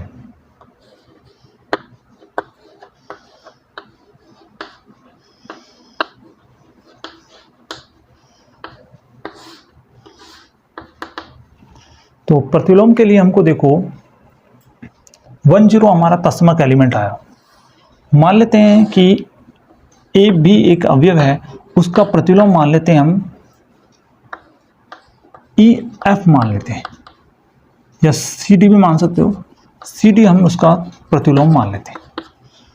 तो सी डी की वैल्यू निकालनी, उससे हमारा क्या आना चाहिए, तस्मक एलिमेंट 10 आना चाहिए। तस्मक एलिमेंट वही होता है जिससे हमारा क्या है, सॉरी प्रतिलोम वही होता है जिससे तस्मक एलिमेंट आ जाए। सी डी हमने क्या मान लिया, प्रतिलोम मान लिया। तो प्रतिलोम से हमारा क्या आना चाहिए, तस्मक एलिमेंट। तो यहाँ पर आप देखोगे तो A C comma B C plus D, इस सी और डी की वैल्यू निकाली 10। तो वापस कंपेरिजन के ए सी बराबर तो हो जाएगा हमारा 1 और बी सी प्लस डी बराबर हो जाएगा हमारा 0। ए की वैल्यू, सी की वैल्यू तो आ जाएगी 1/a। 1/a की वैल्यू यहाँ रखेंगे, सी की जगह सी की वैल्यू रखेंगे तो यहाँ हो जाएगा b into A plus D equal to हो जाएगा 0। तो d की वैल्यू आ जाएगी हमारी माइनस का b/a। मतलब कि c की जगह तो 1/a और d की जगह हम माइनस b/a। तो c तो हमारा हो जाएगा 1/a, हमने रफ प्रकार ऐसे निकाल दिया 1/a और माइनस b/d। इस प्रकार हम क्या है, तस्मक और प्रतिलोम निकाल सकते हैं। 1/a और minus b/d belongs to g, ये हमारे प्रतिलोम होंगे। तो अब प्रतिलोम देखो कैसे, हम ए बी ले लेते हैं। तो A B O 1/a minus b/a लेके चलते हैं। तो ये हो जाएगा हमारा पहला एलिमेंट तीसरे वाले एलिमेंट से इंटू होगा, यानी a इंटू 1/a चौथे वाले एलिमेंट से, सॉरी दूसरा वाले एलिमेंट तीसरे वाले एलिमेंट से इंटू होकर चौथे वाले एलिमेंट से जुड़ेगा। तो ba माइनस b/a। तो यहाँ से हो जाएगा, a से a कट जाएगा 1/1 और ये b/a से b/a कट गया तो 0 10 आ गया। मतलब ये हमारा क्या हो गया, हमारा प्रतिलोम हो गया। तो 1/a माइनस b/a हमारा क्या हो गया, प्रतिलोम हो गया। तो हम लिख देंगे a b का प्रतिलोम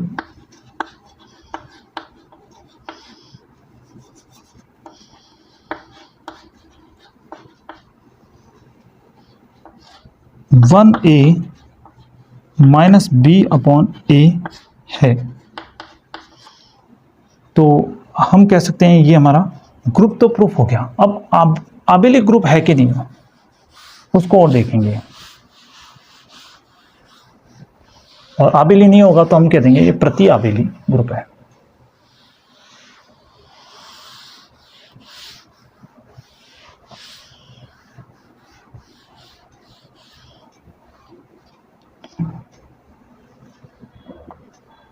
क्रम नियमित देखते हैं, चौथा हम देखेंगे क्रम नियमित।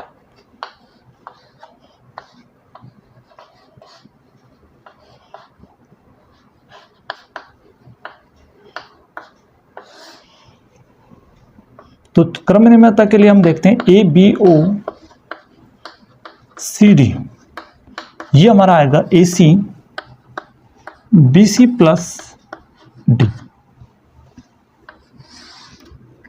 अगर हम इसको क्रम चेंज करते हैं सी डी ओ ए बी लेते हैं, तो यहां पर हो जाएगा पहला एलिमेंट तीसरे वाले एलिमेंट से इंटू होगा, यानी ए सी आएगा।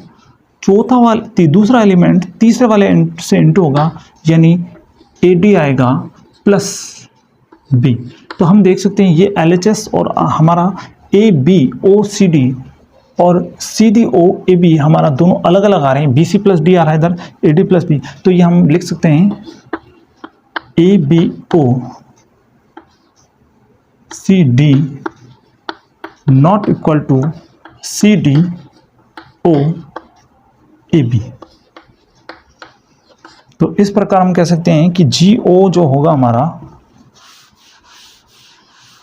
प्रति आबेली ग्रुप है। ये हम क्रमनि में नहीं कह सकते, इसमें क्रमनि में नहीं है।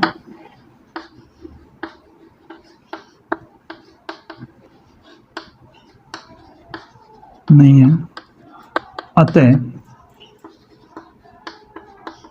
GO एक प्रति आबेली ग्रुप है।